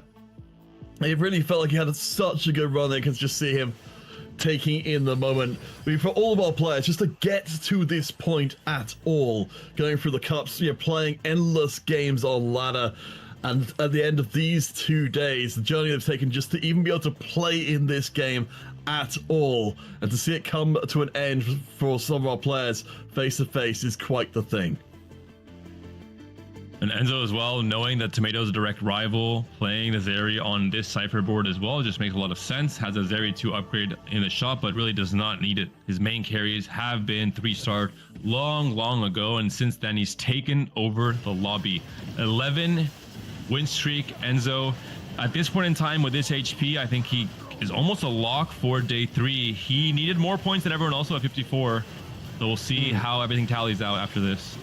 Yeah, was just the 1 point behind though, so you'd assume we'll be okay. But coming up against a player that we knew was okay here and just did his own thing again. Volta not messing around with these contested lines. Just, okay, I'll reroll this. I'll play this AP line. Thank you very much. The player we already knew was locked in for tomorrow. Just continuing on that trend, finishing in that third, fourth place, which we've seen him time and time again be able to do. Yeah, it's worth noting, with Volta getting a fourth place there, alongside like saying, his ninth regionals, which he's been in before. He is, Volta's ability to hit final days has been absolutely crazy. He's been in 6 of the regional final days up until this point, which I believe is the most that anybody has been in. He's heading back there again as Enzo continues to gather ahead of steam. This board is ridiculous. And Volta isn't just heading back there. We have got the confirmation. He's heading to Tactician's Crowd as well. That last qualifier point spot is secured by himself. And so a player that time and time again we've seen get it over the line has managed to do it once more. Huge congrats to him. Huge congrats to Enzo and the rest, I believe, as well. I think they're pretty much locked in. If they finish first and second, they'll be tied on points if Enzo wins this lobby. And they have a very good chance of making it. I think almost guaranteed because... yeah, I think they're guaranteed final day. We just got confirmation from our admin. So big congrats to Enzo and Lides. Lides especially part of the scariest prep group in EMEA, alongside players like the Coco, Jedizor, Opal, and a few others. And Enzo, prepping more with Double, prepping more with Cambiz, with Zyko, a different group altogether despite being on M8, but still finding success with his own meta reads. Oh, last step forward then at the end of the final day of our main section of the tournament. Enzo, threatening to return back to the form. You have to imagine that our players preparing for tomorrow will be watching back these games, doing their prep late into the night, knowing that their chance at glory awaits them. And for Enzo, in this particular game, maybe won't be the one that he'll be VOD reviewing, knowing that the uncontested Cypher line is still good. We've got that confirmation. And he's having his victory lap here. Early on in the game, we knew he had such a nice setup. There was a few rounds where he just had to make sure he hit those upgrades, but when that roll down materialized, got so strong. And for him and Lares now making it through to that final day, incredibly well done. And it's just the victory lap round. I talked about it before. Enzo has been in this position before. He's dealt with heartbreak before. He's finished 9th, he's finished 10th, he's finished losing to tiebreakers and not making it to day 3. And in many cases, that means not making an attack round where you have a very good chance to do so. So maybe the webcam punch was a bit too much, Enzo, but everything else before that, he's absolutely deserved. He's had to suffer in this position before. He's had to deal with the pressure, deal with the heartbreak. A much deserved top finish for Enzo here. A much deserved day 3 for a player who stole our hearts in set 8, but hasn't really been able to match that peak since then, I would say, from what I expect from him. Maybe this is the set where he finally really comes back to form. And I mentioned before, he let his personality shine through when he broke onto the scene, and everyone really likes to see these players that are just unapologetically themselves. And Enzo right at the end there, we can see how much it means to these players. They've had these goals to tick off as the weekends progress. They're thinking, okay, tier 1, that's first and foremost, okay. Now let's make it to day 2. He's made it to day 3. He's made it to the top of EMEA once more, and a player that deserves absolutely the best.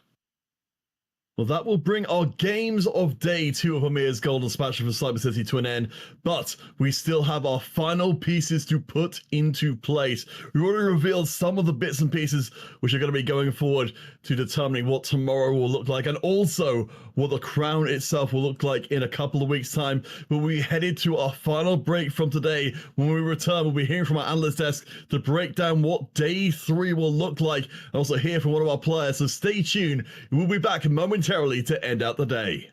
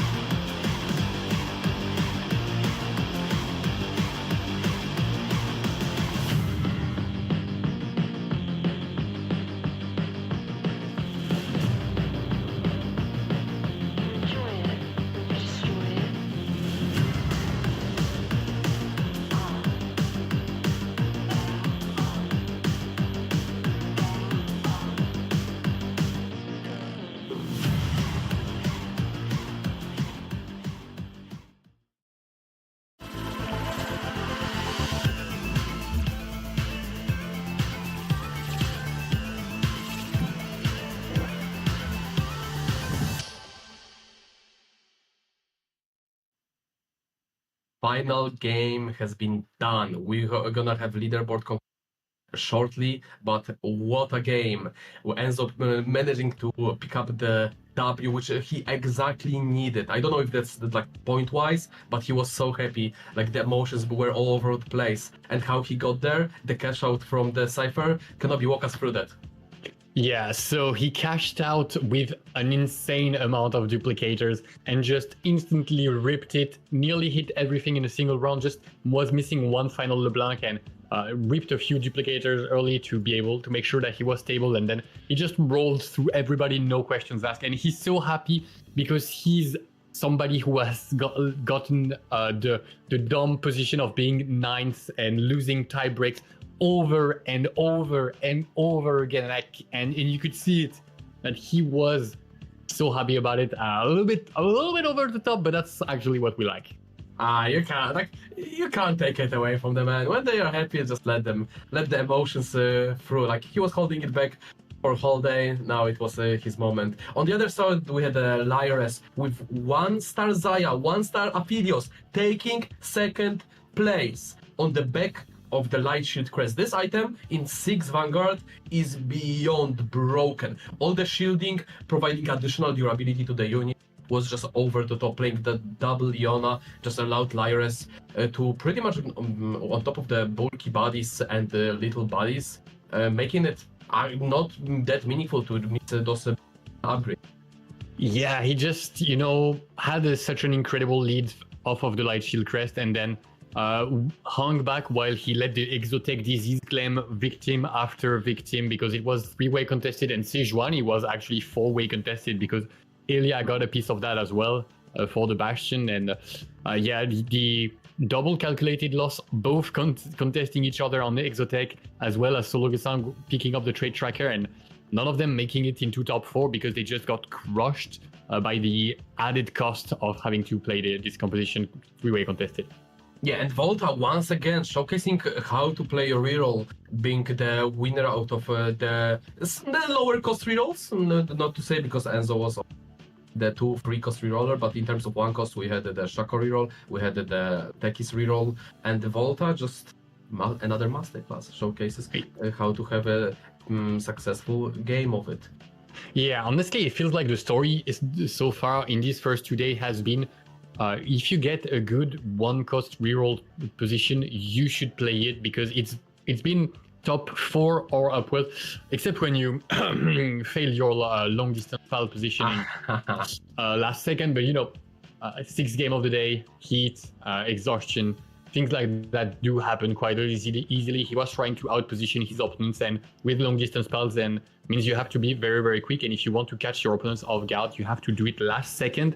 So definitely not the only player who has fallen victim to that. Also, fun fact, Coinit, I have about the Coinit. He was playing yesterday from the wedding. He bailed for like a couple of hours, played off the wedding internet on 300 ping sometimes, missing some units. So we got some last minute info there. So I'm sure he's still happy about his performance. Yeah. And even though he missed their LDP, it wouldn't, it was one placement diff. It wouldn't have changed anything. I'm sure that he's just happy that he got to the tier 1 circuit, and when we see the Enzo celebration on the after winning out, that aura. Yeah, the crash out, the happiness, honestly deserved, because he's been having a little bit more, definitely not on ladder. Ladder, he's been crushing it as always, but for the rest of the competitive season, he's struggled a little bit more than both of his teammates at Gentlemate. So getting into the final day must feel like excellent vindication for him. Honestly, it's just what a day it's been, man. We're sending 6 French to the finals, so I'm super happy, and the rest of the country. Oh, you already have more info than I do. Covering quickly the rest of the players in the lobby, again, the Exotech just taking 5th, 6th, and 7th, even though one of them was calculated last, looking at the pristine icon. 2 of them were calculated. Three exotic players. One of them rolling even at 3-5. Hence, he didn't have much econ to finish later. Try to get out of the, but that benefited him, and thankfully might have outplaced the Coco because he went 6th. And then we have the solo of the trade tracker rare case where it doesn't actually top 2 because that Witness with Tracker usually winning out. Yeah, we've seen the trade tracker win out 1 and 2 in the previous games. This time didn't quite pan out for Solo Gesang. Thankfully for him, did not matter at all.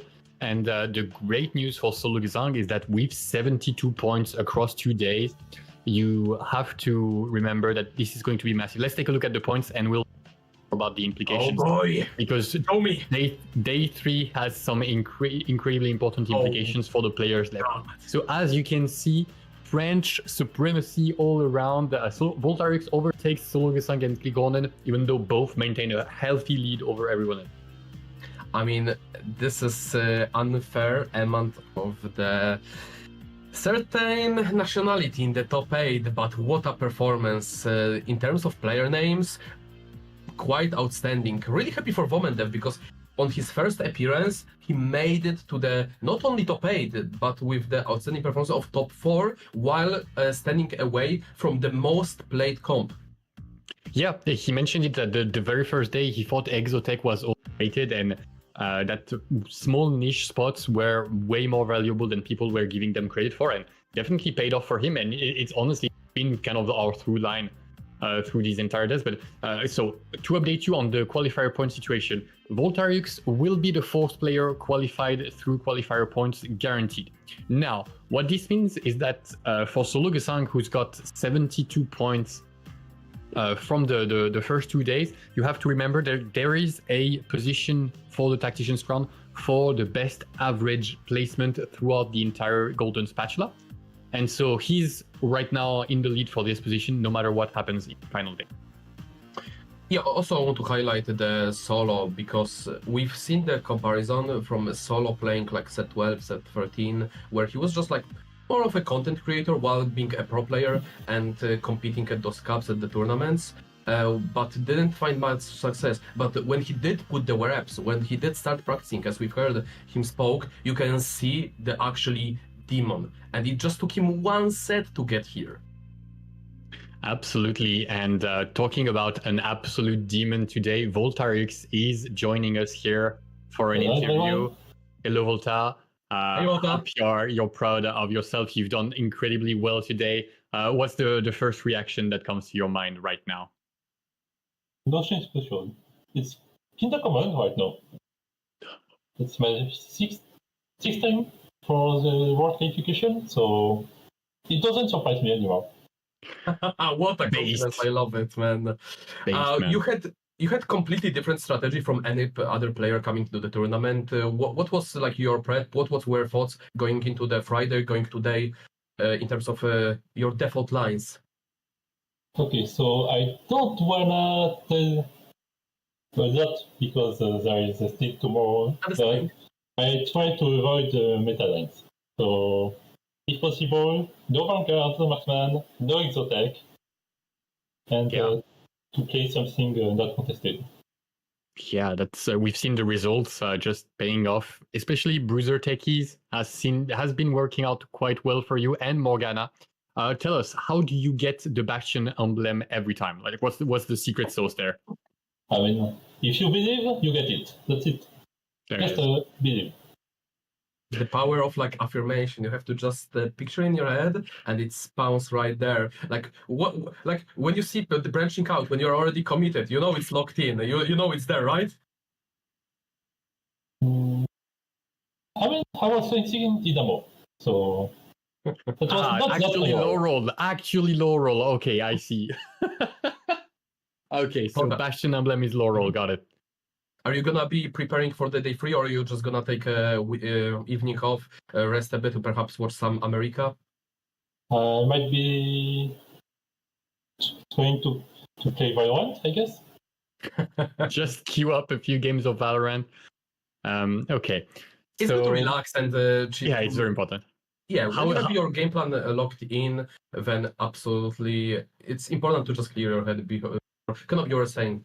Yeah, how impactful is the heat to you right now? Because you live in the south of France where it can get pretty hot. Is just another thousand summer for you and you're just chilling?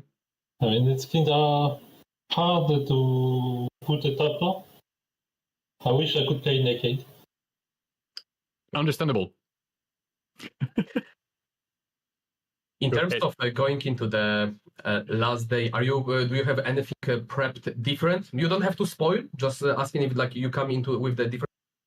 No, I think I did show everything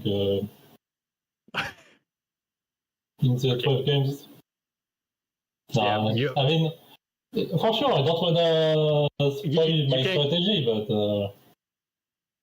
Okay. I think I show everything already. Yeah, you showed everything in terms of gameplay. You said you you'd be down to be able to show everything on camera, but we won't be able to do that. Final shoutouts, Voltarix. Anybody you want to thank or point the finger at for being important to you during this season or this tournament specifically? Go ahead. This is your time to shout them out. I mean, thanks to my fans trusting me for this time. And that's it. Good luck to everyone tomorrow. Short and sweet. Best of Alan. luck, Volta, and yeah, have a good rest. Enjoy your Valorant match, and yeah, hope to see great TFT tomorrow. All right, Well- now we're ready to wrap. What's left for us in store? What's left for tomorrow? Alan, explain it to me. I mean, before we go jump into that, I just want to mention we have something in common from two players in top 4, avoiding Exotech at all costs. Volta being the leader, Vomendo being top 4, being great results for them. We'll see if the players perhaps take some page of the yearbook. And in terms of tomorrow, we have 8 players remaining, 6 games across the whole day. We are starting tomorrow at 4 p.m., the same time as today, so make sure you guys tune in tomorrow. Yeah. And so, guys, don't forget that you can follow all the action, all the results on X at Compete TFT, on TikTok at Teamfight Tactics, on Instagram, Facebook, and YouTube at Play TFT. And don't forget to follow all the action brought by the casters. Impetuous Panda, that's at Impetuous Panda on the social network. My co-host here, Alan ZQ, at Alan ZQ TFT. No, wrong side. Sorry, I'm mirrored on the camera. Counterfeit at CounterfeitCast. Myself, you can see it on the screen right below, and Barry Baden at Barry Baden. So we will be seeing you tomorrow. Day. Final And word? again, yeah, tune in tomorrow, and hope we're gonna see have more TFT. And yeah, thank you, Kenobi, for today. See you tomorrow.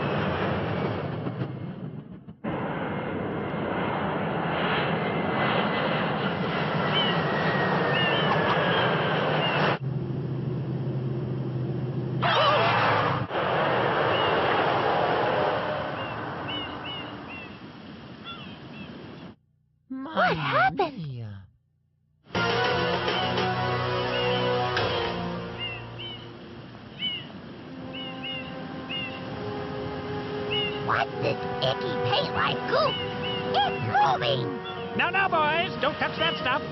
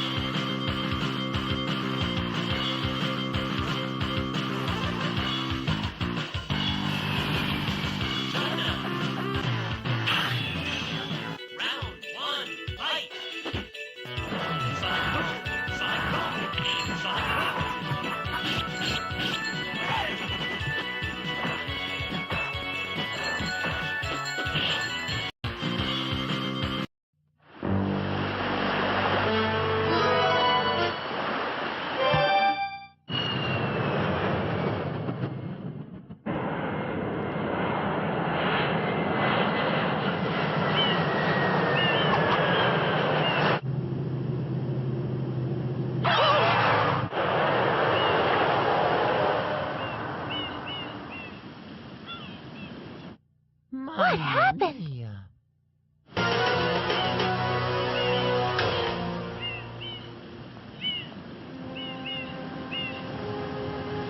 What's this icky paint-like goop? It's moving! Now, now, boys, don't touch that stuff.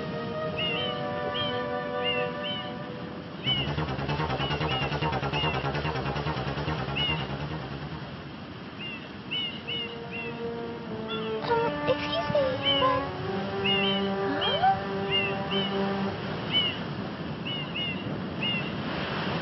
I am most concerned with the well-being of the princess in this dreadful heat. Master Mario, if you would, cross over to that shore and find some assistance.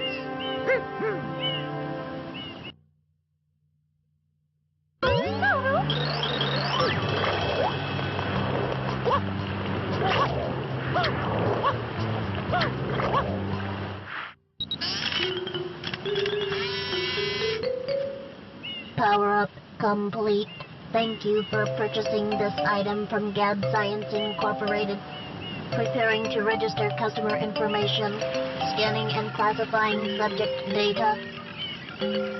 Subject identified as Mario, resident of the Mushroom Kingdom. Data storage complete. I am Flood, a flash liquidizer overdosing device. I hope to be of assistance. Proceeding with user instruction. Use the R button to shoot water from my face. If you press the R button all the way down, you can stop and shoot. You can then use the control stick to aim in any direction. Press the X button to switch to the hover nozzle. You can then press the R button to hover in the air for a short time. If this tank is empty, no water can be sprayed. To refill tank, enter a body of water and press the R button.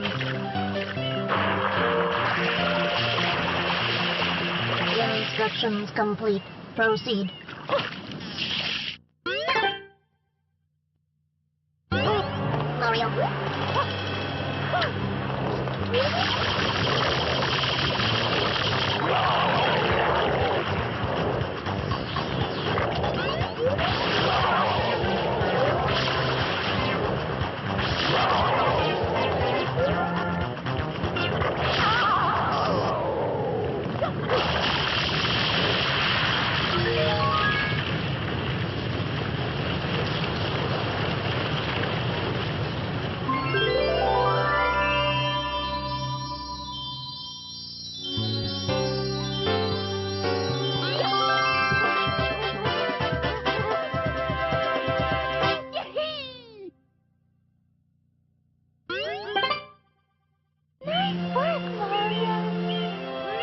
Quite an unusual device.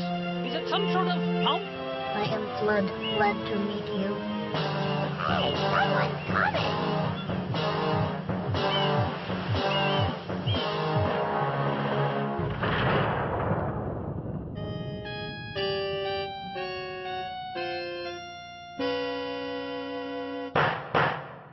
Court is now in session.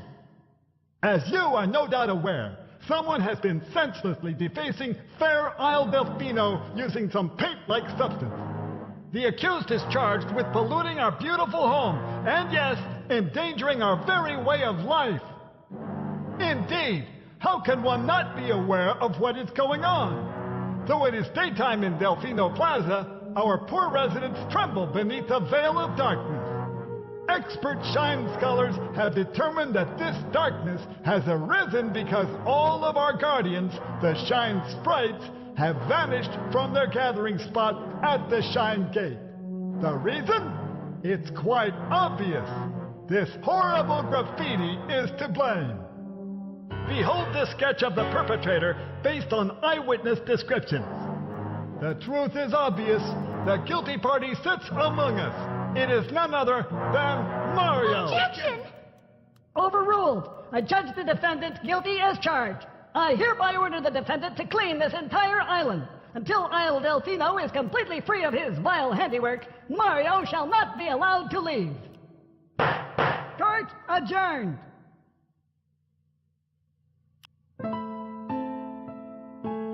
This appears to be quite a predicament, Mario.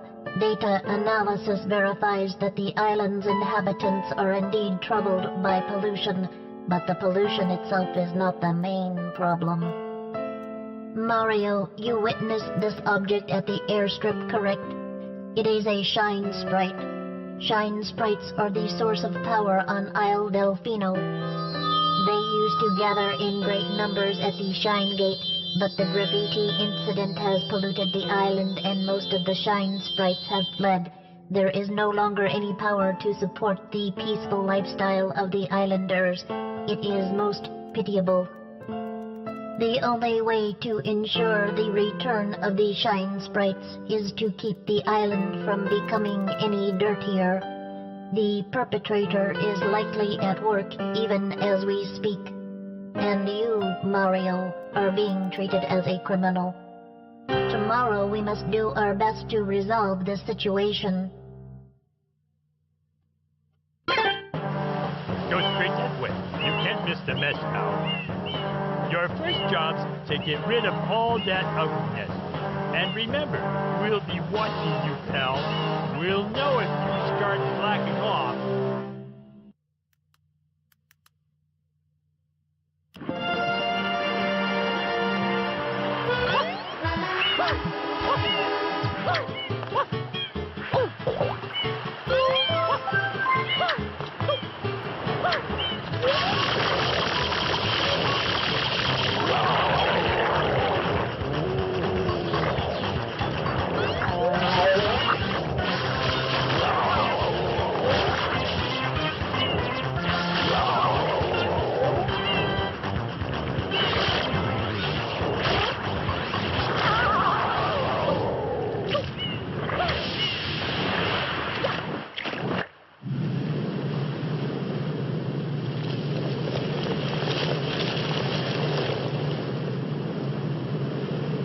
Princess, look! On the statue's head!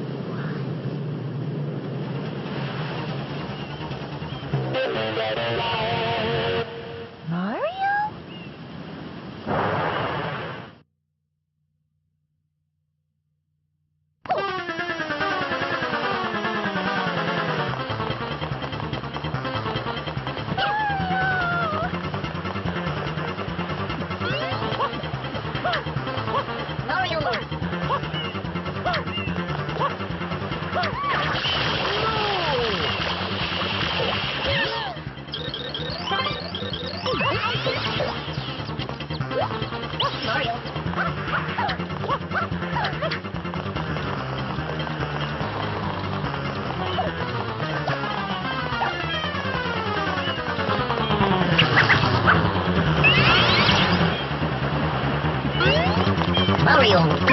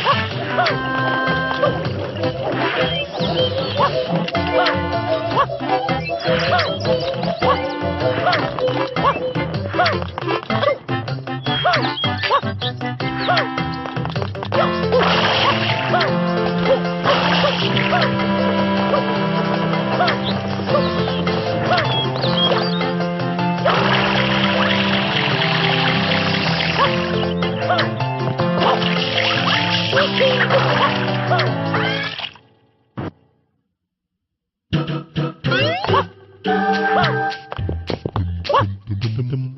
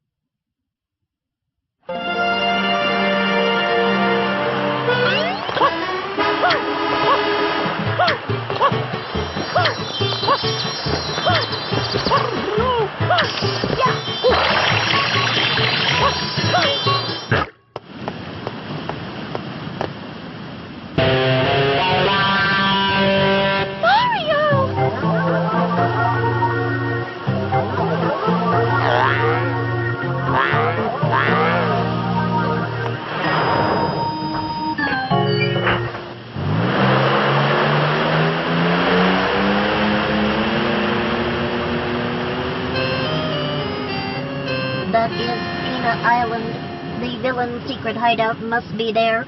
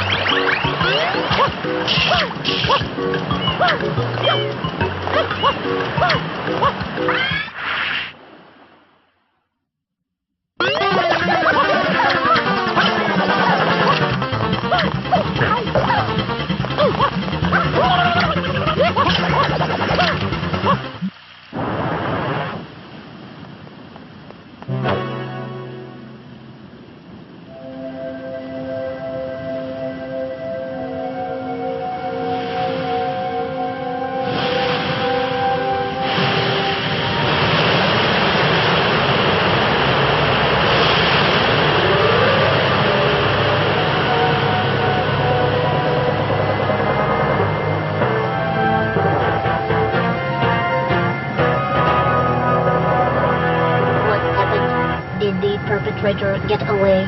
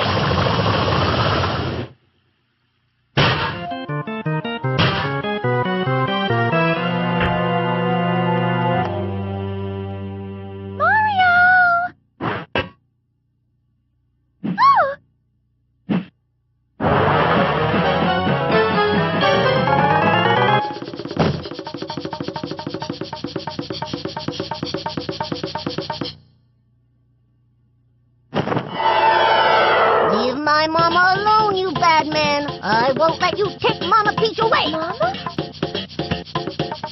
Mama Peach? I'm your mama? Yeah, Papa told me all about it. He told me my mama got kidnapped by a bad man named Mario. So you're Bowser's son? So I came here to rescue her. So the graffiti, that was you? This is my magic brush. When I draw with this, all my wishes come true. A strange old man in a white coat gave it to me. A strange old man in a white coat? But why would you pretend to be Mario? Papa told me everything. He said, Mario's a bully, he never fights fair. He said, Junior, you gotta try to outsmart Mario. So I tried to get Mario sent to prison. But they didn't lock him up, and now he came to steal Mama Peach again. You pest, stop following us.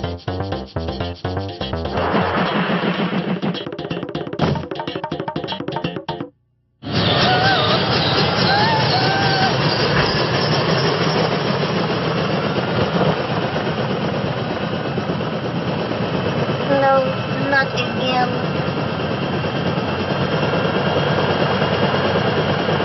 It appears to be heading toward Corona Mountain.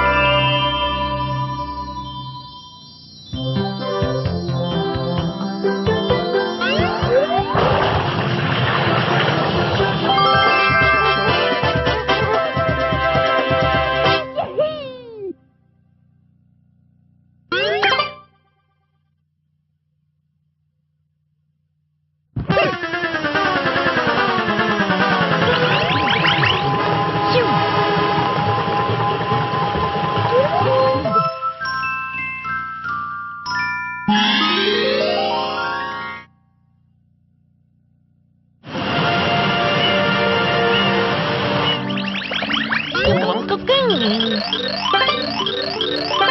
Cooking. Yeah. What?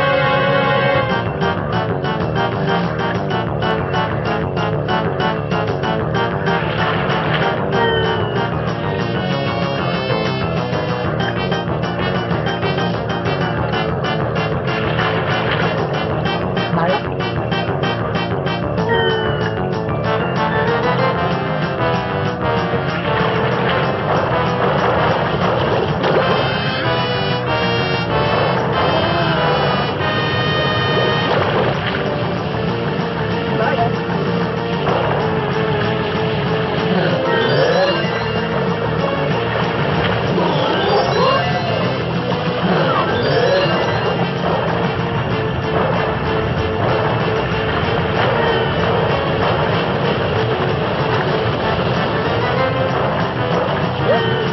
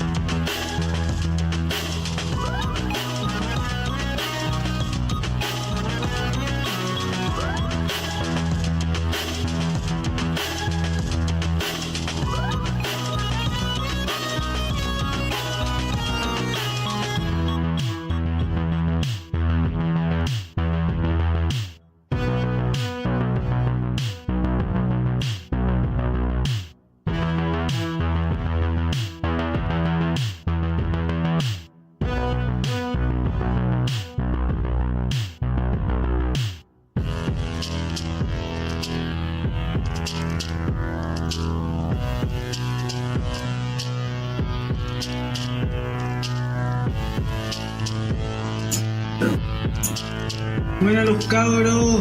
Buena cabros. Ya estamos en vivo y en directo desde el Game Over Crew. Con el amigo aquí de todo un poco al cómic.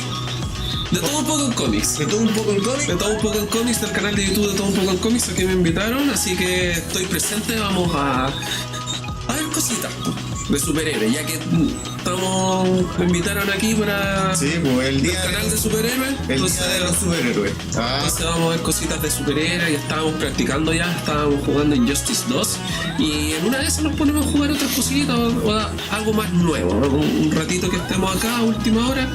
Y ya saben, los nuevos, por favor, suscríbanse al canal de Twitch de Game Over Crew.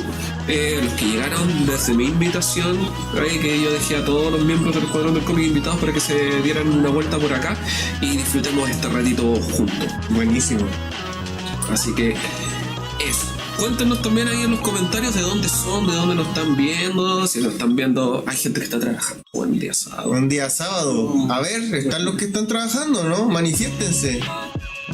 Sí, ahí los vamos a estar leyendo a medida que dejen sus comentarios. También por una de esas, si quieren alguna recomendación de cómic, yo les puedo estar hablando de cómic. Ojo que ya en 2 semanas más se viene el estreno de la película de Superman, ¿no? De Superman, 2 semanas. En 2 semanas más. El 10 de julio. El 10 de julio. 10 de julio. Bueno, ya nada, pues. No, pues, no queda nada. El 10 de julio se estrena la película y todos le tienen un montón de fe, bueno, sí, es el inicio de este nuevo universo cinematográfico de DC, luego del tan accidentado que tuvo anteriormente. Que sacaron a los actores antiguos y ahora están... Sí, era necesario, mira. ¿Los de Zack Snyder están hablando? Sí, no te voy a mentir, me gustaba Henry Cavill como Superman, Ben Affleck como Batman, Gal Gadot como Wonder Woman. Aquaman, no me gustaba. ¿Quién era Aquaman? Preferiría que hubiera sido Diablo. O sea, el lobo. Lobo. Bueno, va a ser lobo ahora. Ahora va a ser lobo. Ahora va a ser lobo. Por culpa de Barry. Claro. Por culpa de Barry que ya con el tiempo. No, pero va a ser el lobo en la película de Supergirl, que creo que se estrena el próximo año. No estoy 100% seguro. Ah, sí, porque tiene una interacción en los cómics con la Supergirl. Sí, y ahí... ya, pues no, pero a lo que llamo, yo creo que este reinicio del universo cinematográfico era necesario, bueno. Era necesario porque había mucho desorden. Desorden, sí, pues. Y también está el tema de que hay muchos actores interpretando el mismo héroe, pues Batman lo han sobreexplotado un montón, pues. Sí, pues. Sí, entonces han puesto esa máscara. Sí, entonces por lo mismo decidieron ordenarlo y yo creo que tiene buena pinta porque es dirigida por James Gunn, que todos se preguntarán, ¿qué ha dirigido antes? Bueno, él dirigió las 3 películas de los Guardianes de la Galaxia. Ah, bueno. Así que ya ahí tenía un antecedente. Películas, pues eran buenas películas, sí. Y la última igual ya el universo está como acabándose, por decir, porque ya no está como el boom de Marvel. Y igual fue una buena película y que tuvo muy buena audiencia. Sí, pues entonces hay buen antecedente respecto a eso. Sí, pues tenemos antecedentes. Ojalá, pues porque siempre como... Yo siento que muchas veces que hacen cosas de DC Comics, la cagan. La cagan. Hay muy pocas buenas películas de DC. Como lo que pasó con Green Lantern. Green Lantern ha sido unos efectos especiales bacanes, pero una película... lenta, no sé. Sí, no, o sea, muy lenta la película. Pero bueno, es necesario, bueno, se vienen varias cosas. Yo no sé si tú viste la serie animada que se estrenó en Max, Criatura Comandos, o Comando de Criaturas. No. No, bueno, esa es parte del universo DC del cine. ¿Es lo de los cómics que salen los monstruos? Sí, encontré el monstruo del pantano, el diablo, eso. Sí, sale... No sale la cosa del pantano, sale... Pero sale un equipo de monstruos. Sí, un equipo de monstruos. Sale Whistle, sale la chica Frankenstein, que se llama la novia. La novia. La novia. Es una Frankenstein femenina. Sí, pero la llaman la novia. Una Frankenstein Kuromi. No, que tal vez no tengo que estar aquí un poquito. Cuando nos pongamos a jugar me meto en el sillón. Y una Cyber Kuromi. Sale, hoy no me acuerdo de los personajes, pero bueno, es terrible buena la serie. ¿Está buena? ¿Recomendada? Muy ¿Y dónde la podemos ver? En Max. En Max. Ah, Max tiene Warner Brothers. Sí, y ahí también podéis ver Pacemaker. Pacemaker también es del actual universo DC. Sí, pues, y ahora... Y va a salir la segunda temporada. ¿Antes no era de DC? Sí, pues siempre ha sido. Pero lo que pasa es que ahora integraron la serie al actual universo DC. Ah, se van a cruzar. No es del anterior universo. Qué bacán que estén haciendo las cosas así, antes como que no sé, cada uno por su lado. Sí, y bueno, la primera temporada es muy buena y en agosto de este año se estrena la segunda. Y en el tráiler de Peacemaker ya te hicieron al tiro la conexión con la película con Superman. O sea que vamos a ver Peacemaker 2. Sí, se viene Peacemaker 2. ¿Este año, próximo año? Este año, agosto de este año. Ah, buena, de regalo, buena. Agosto de este año, y como te dije, con el tráiler, si tú ves el tráiler de Peacemaker, hacen al tiro la conexión con la película de Superman. O sea que va a tener unos minutos en esa película, ¿o no? No se sabe, no estaba anunciado. pero que, ¿cómo se llama? Está conectado. Después se viene la serie de Green Lanterns. ¿Una serie? Una serie de Green Lanterns donde el protagonista...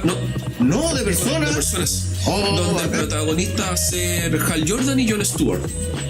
¿Ya? Will Gordon sale en la película Superman. Faltaría Kyle Reiner y faltaría la Jessica Cruz también y Simon Bass. Pero esos son muy nuevos. Son muy nuevos. Entonces, yo creo que se van a quedar por lo menos con Hal Jordan, Jon Stewart y Will Gordon por el momento. O sea que este va a renunciar y los otros dos se van a pelear en el anillo y van a quedar los tres. Algo así va a pasar. Claro, no se han filtrado detalles del... Es lo más probable. Siempre pasa eso, pero de diferentes formas. Pues eso es lo que pasa. ¿Y qué más se viene con esto? Bueno, la serie de Super Chica. ¿Green Lantern para cuándo? ¿Tiene fecha este año también? No, para el próximo año. Super Chica también tiene fecha para el próximo año. ¿Pero una diferente a la que estaban dando antes? ¿Supergirl? Sí, pues nueva. ¿Tú cachai a la actriz de La Casa del Dragón? La protagonista. ¿Ya? Ella va a ser Supergirl. ¿Sí? Sí. ¿Sí es ruda ella? Sí. Sí, una sí, me gusta. Como para tirar la mili. Claro. Se anunció que va a salir Lobo, interpretado por Jason Momoa. ¡Oh, por fin! Están buscando un actor para Batman. Lobo, no. El personaje del pool. No es el mismo que Wolverine, ¿no? Es su papá, pues, es su papá. Lo podéis comparar más como por Deadpool, pero no sé, es como entre Deadpool y Iron Man, porque también es un genio. Pero está loco. ¿Quién más? Bueno, están buscando un actor para Batman. ¿Ya? ¿Otro? No era el... Sí, Robert Pattinson sigue. Sí, Robert Pattinson sigue como Batman, pero él va a estar en un universo diferente. Van a haber varios Batman en van a haber varios Batman, van a haber varios Superman, porque van a sacar dos líneas, que así como la serie principal, ¿ya? Y los multiversos, ¿cachai? Y este Batman de Robert Pattinson va a ser como parte del multiverso, porque como de otro universo, ¿cachai? Estaba muy flaquito para ser Batman. Que brillaba. Sí, brillaba las ¿qué sabéis que? Por eso, porque por vegetariano. Claro. No, ¿sabéis que? Yo me hubiera gustado verlo de Batman, pero de Batman del futuro. Inclusive así como que le encuentro su aire. Pero como que he leído que los directores no les gusta como el Batman del futuro, como que le tienen miedo, no sé, andan con la pega. Sí, hay que ver. Y hablando, van a hacer una película de Clayface. ¿Ya? ¿Del payaso? No, Clayface del hombre barro, cara de barro. Ya van a hacer una película, ya está anunciado el director, el actor, pero todavía no hay fecha. ¿Y eso tiene? Esa va a estar conectada, esa no se sabe con qué va a estar conectada, la verdad. Pero la serie del Pingüino... por eso, le gustan los villanos, ¿verdad? Que tiene una serie. Sí, pues Pingüino tiene una serie, porque está conectada con el Batman de Robert Pattinson. Sí. Está conectada con la película de ahora. Sí, pues. Sí, de hecho el actor es el mismo, Colin Farrell, que hizo el Pingüino en la película de Batman. Ya. Fue el protagonista de la serie El Pingüino. Él fue el protagonista. Están conectadas las series. Mira, la verdad es que no vi la serie El Pingüino porque la que me gustaba ver era Gotham. Y como que Gotham así encontré que fue tan bacán que la otra, El Pingüino no cumplió mi expectativa. ¿Es buena? ¿Le tengo más paciencia? Sí. Bueno, en realidad como eso que para unir los universos está bien interesante porque igual como que lo que veas tiene un easter egg. ¿Caché? Y está esa anunciada y ¿quién más? Si hay otra buena anunciada, se me fue. Pero bueno, eso por lo menos en las películas.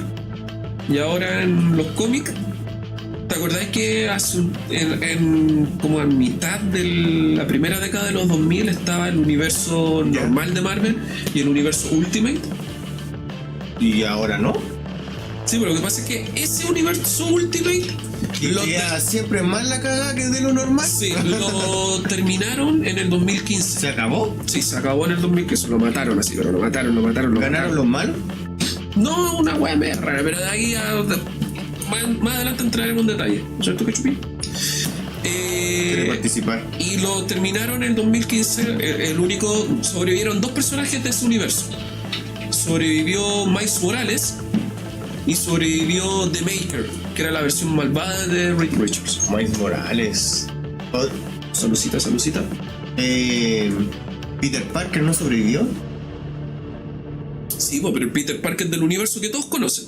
En el Ultimate no está. No, pero en el Ultimate murió. Oh, brígido. Y el Spider-Man que quedó fue el de Miles Morales. Y Miles Morales, junto con The Maker, que es la versión malvada de Reed Richards, ¿cachai? Ellos son los únicos dos sobrevivientes del universo Ultimate y se integraron al universo normal o regular, como queráis llamarlo, de Marvel. Ya, ¿qué pasó? La línea de historia central. Ahora DC va a hacer lo mismo, por el mismo enredo. Es que a eso voy, po. ¿Qué pasó? Que los de Marvel cacharon, chucha, el universo Ultimate igual era bacán, traigámoslo de vuelta. Sí, era bacán. Hacía que hace 2 años lo trajeron de vuelta. Es que era hace un año más extremista. Yo entiendo, porque de repente pasan cosas más. Era diferente. Bueno, lo trajeron de vuelta. Era más oscuro. ¿Qué pasó? Que DC cachó, ya vamos a hacer algo similar. Y sacaron el universo Absolute en los cómics. Oh, eso no lo he visto. El universo Absolute, éxito total. Le rompió la raja a todos los otros cómics que habían. Batman, el Batman Absolute, o el Absolute Batman, como queráis llamarlo, es Bruce Wayne, sigue siendo Bruce Wayne. Pero no es millonario. O sea, no nació millonario como el Bruce Wayne que todos conocemos, pero sí es millonario porque se hizo su fortuna, él es muy inteligente, entonces se convirtió en un arquitecto. Y como es un arquitecto, empezó a trabajar en varios proyectos de ciudad gótica y ya no tiene una baticueva. Ahora todas sus bases están en los edificios que él ha diseñado y están ocultos. O sea que es más brígido. Es más brígido todavía.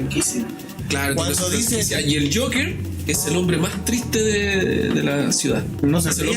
No se ríe. Como todo lo opuesto. Sí.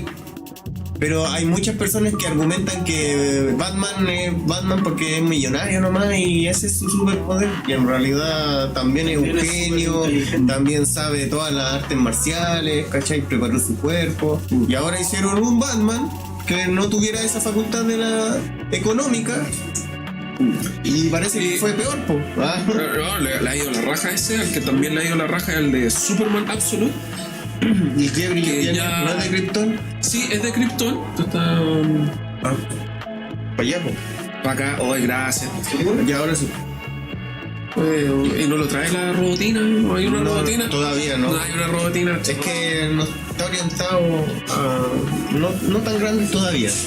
Chucha, la pate. A lo mejor en el futuro sí no sabemos. No sabemos cómo evoluciona el canal, pues la idea es compartir, es jugar, es conocer los juegos nuevos. Hoy día estamos viendo muchas cosas del cine, de las series y que en relación con los superhéroes gracias a ti, pues. Pero en realidad nuestro fuerte es como apretar botones. Si nos sintonizáis en la mañana, en el matinal, vaya a estar actualizado de todos los juegos que están gratis por Steam, por Epic. Vaya a ver unos gameplays de mi compa aquí que se entretiene. Yo estoy intentando subir a retador en LOL, me creé una cuenta solo para eso, así como, ya, loco. Pero desde la Season 2 que no pasa nada, yo juego desde la Season 2 al LOL. Y lo más alto que subí hasta oro. Y de ahí no, caí al pozo directamente a cartón 4. No.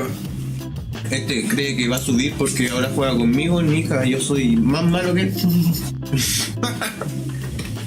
Bueno, pero peor es no intentarlo. No, pues ahí nos divertimos, pues. Y también compartimos con la gente, con los que se conectan. Vamos ayudando a que se crezca el canal, haciendo cosas diferentes también, pues, porque igual esto igual es interesante, pues son cosas que... ¿Cuándo vamos a ir a ver el nuevo Superman? ¿Es verdad eso que lo nerfearon? Escuché unos rumores en que es más débil que el Superman anterior. Es que puede ser porque está empezando, no sé, hay que ver. Va a ser una película introductoria. Porque la introducción de... O sea, no te van a mostrar el origen, pero sí te van a mostrar así como los primeros años. Ya. Así como que en un momento va a ser un niño que llegó en una nave espacial y después va a ser un adolescente. Mira, el escritor Grant Morrison escribió una de las historias más grandes de Superman jamás hechas en la historia, que es All Star Superman. Pero ese es antiguo. No, si no es tan antiguo esa historia. Superman Superestrella. No, es más All Star Superman. como todas las estrellas de Superman. Y en esa historia él plantea que tú la historia de origen de un personaje la puedes contar en 6 viñetas. Y él en 6 viñetas te En cuenta, una página te cuenta el origen de Superman. Y cada viñeta lo dice todo. En cada viñeta pone una frase de 2 líneas. ¿Ya? Así, ¿Está hecho como para el diario? ¿Para que lo pudieran poner en el diario? No, un cómic. Sale la primera viñeta, mundo explotando. Te muestran el mundo explotando. Padres generosos. Y sale Marta con Jonathan Kent.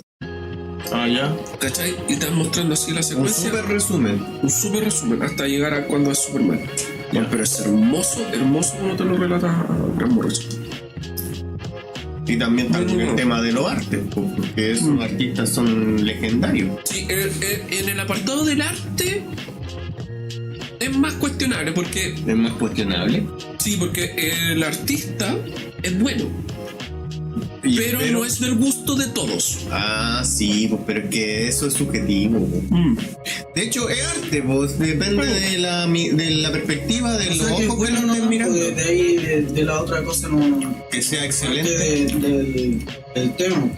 Que a algunos les gusta, ¿no? Eso. Sí, pues. Claro. Que es bueno. Es que hay otros artistas, por ejemplo. Bueno.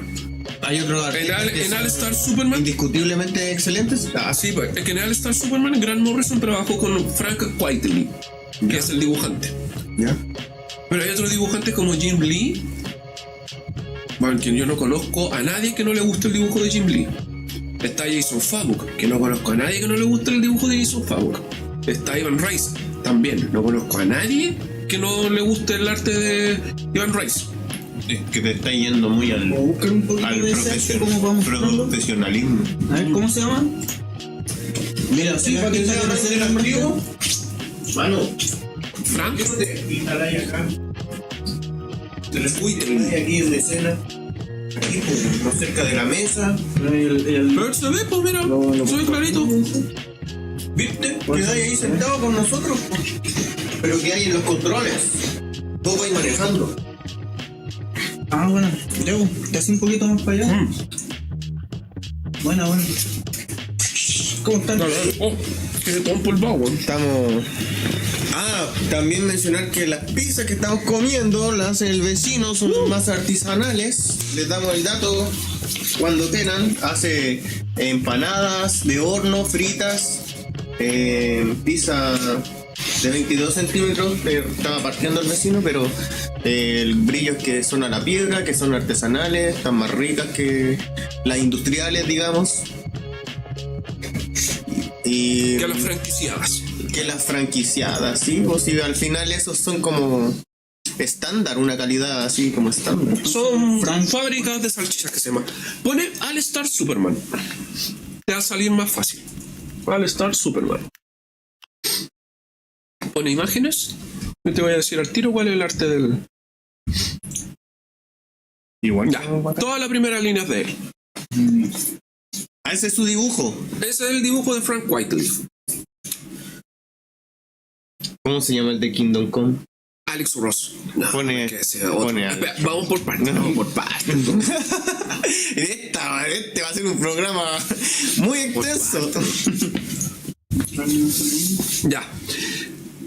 Mira, les voy a contar la historia de esa portada que van a mostrar en pantalla. Ahí me avisa el señor Yaris. Sí.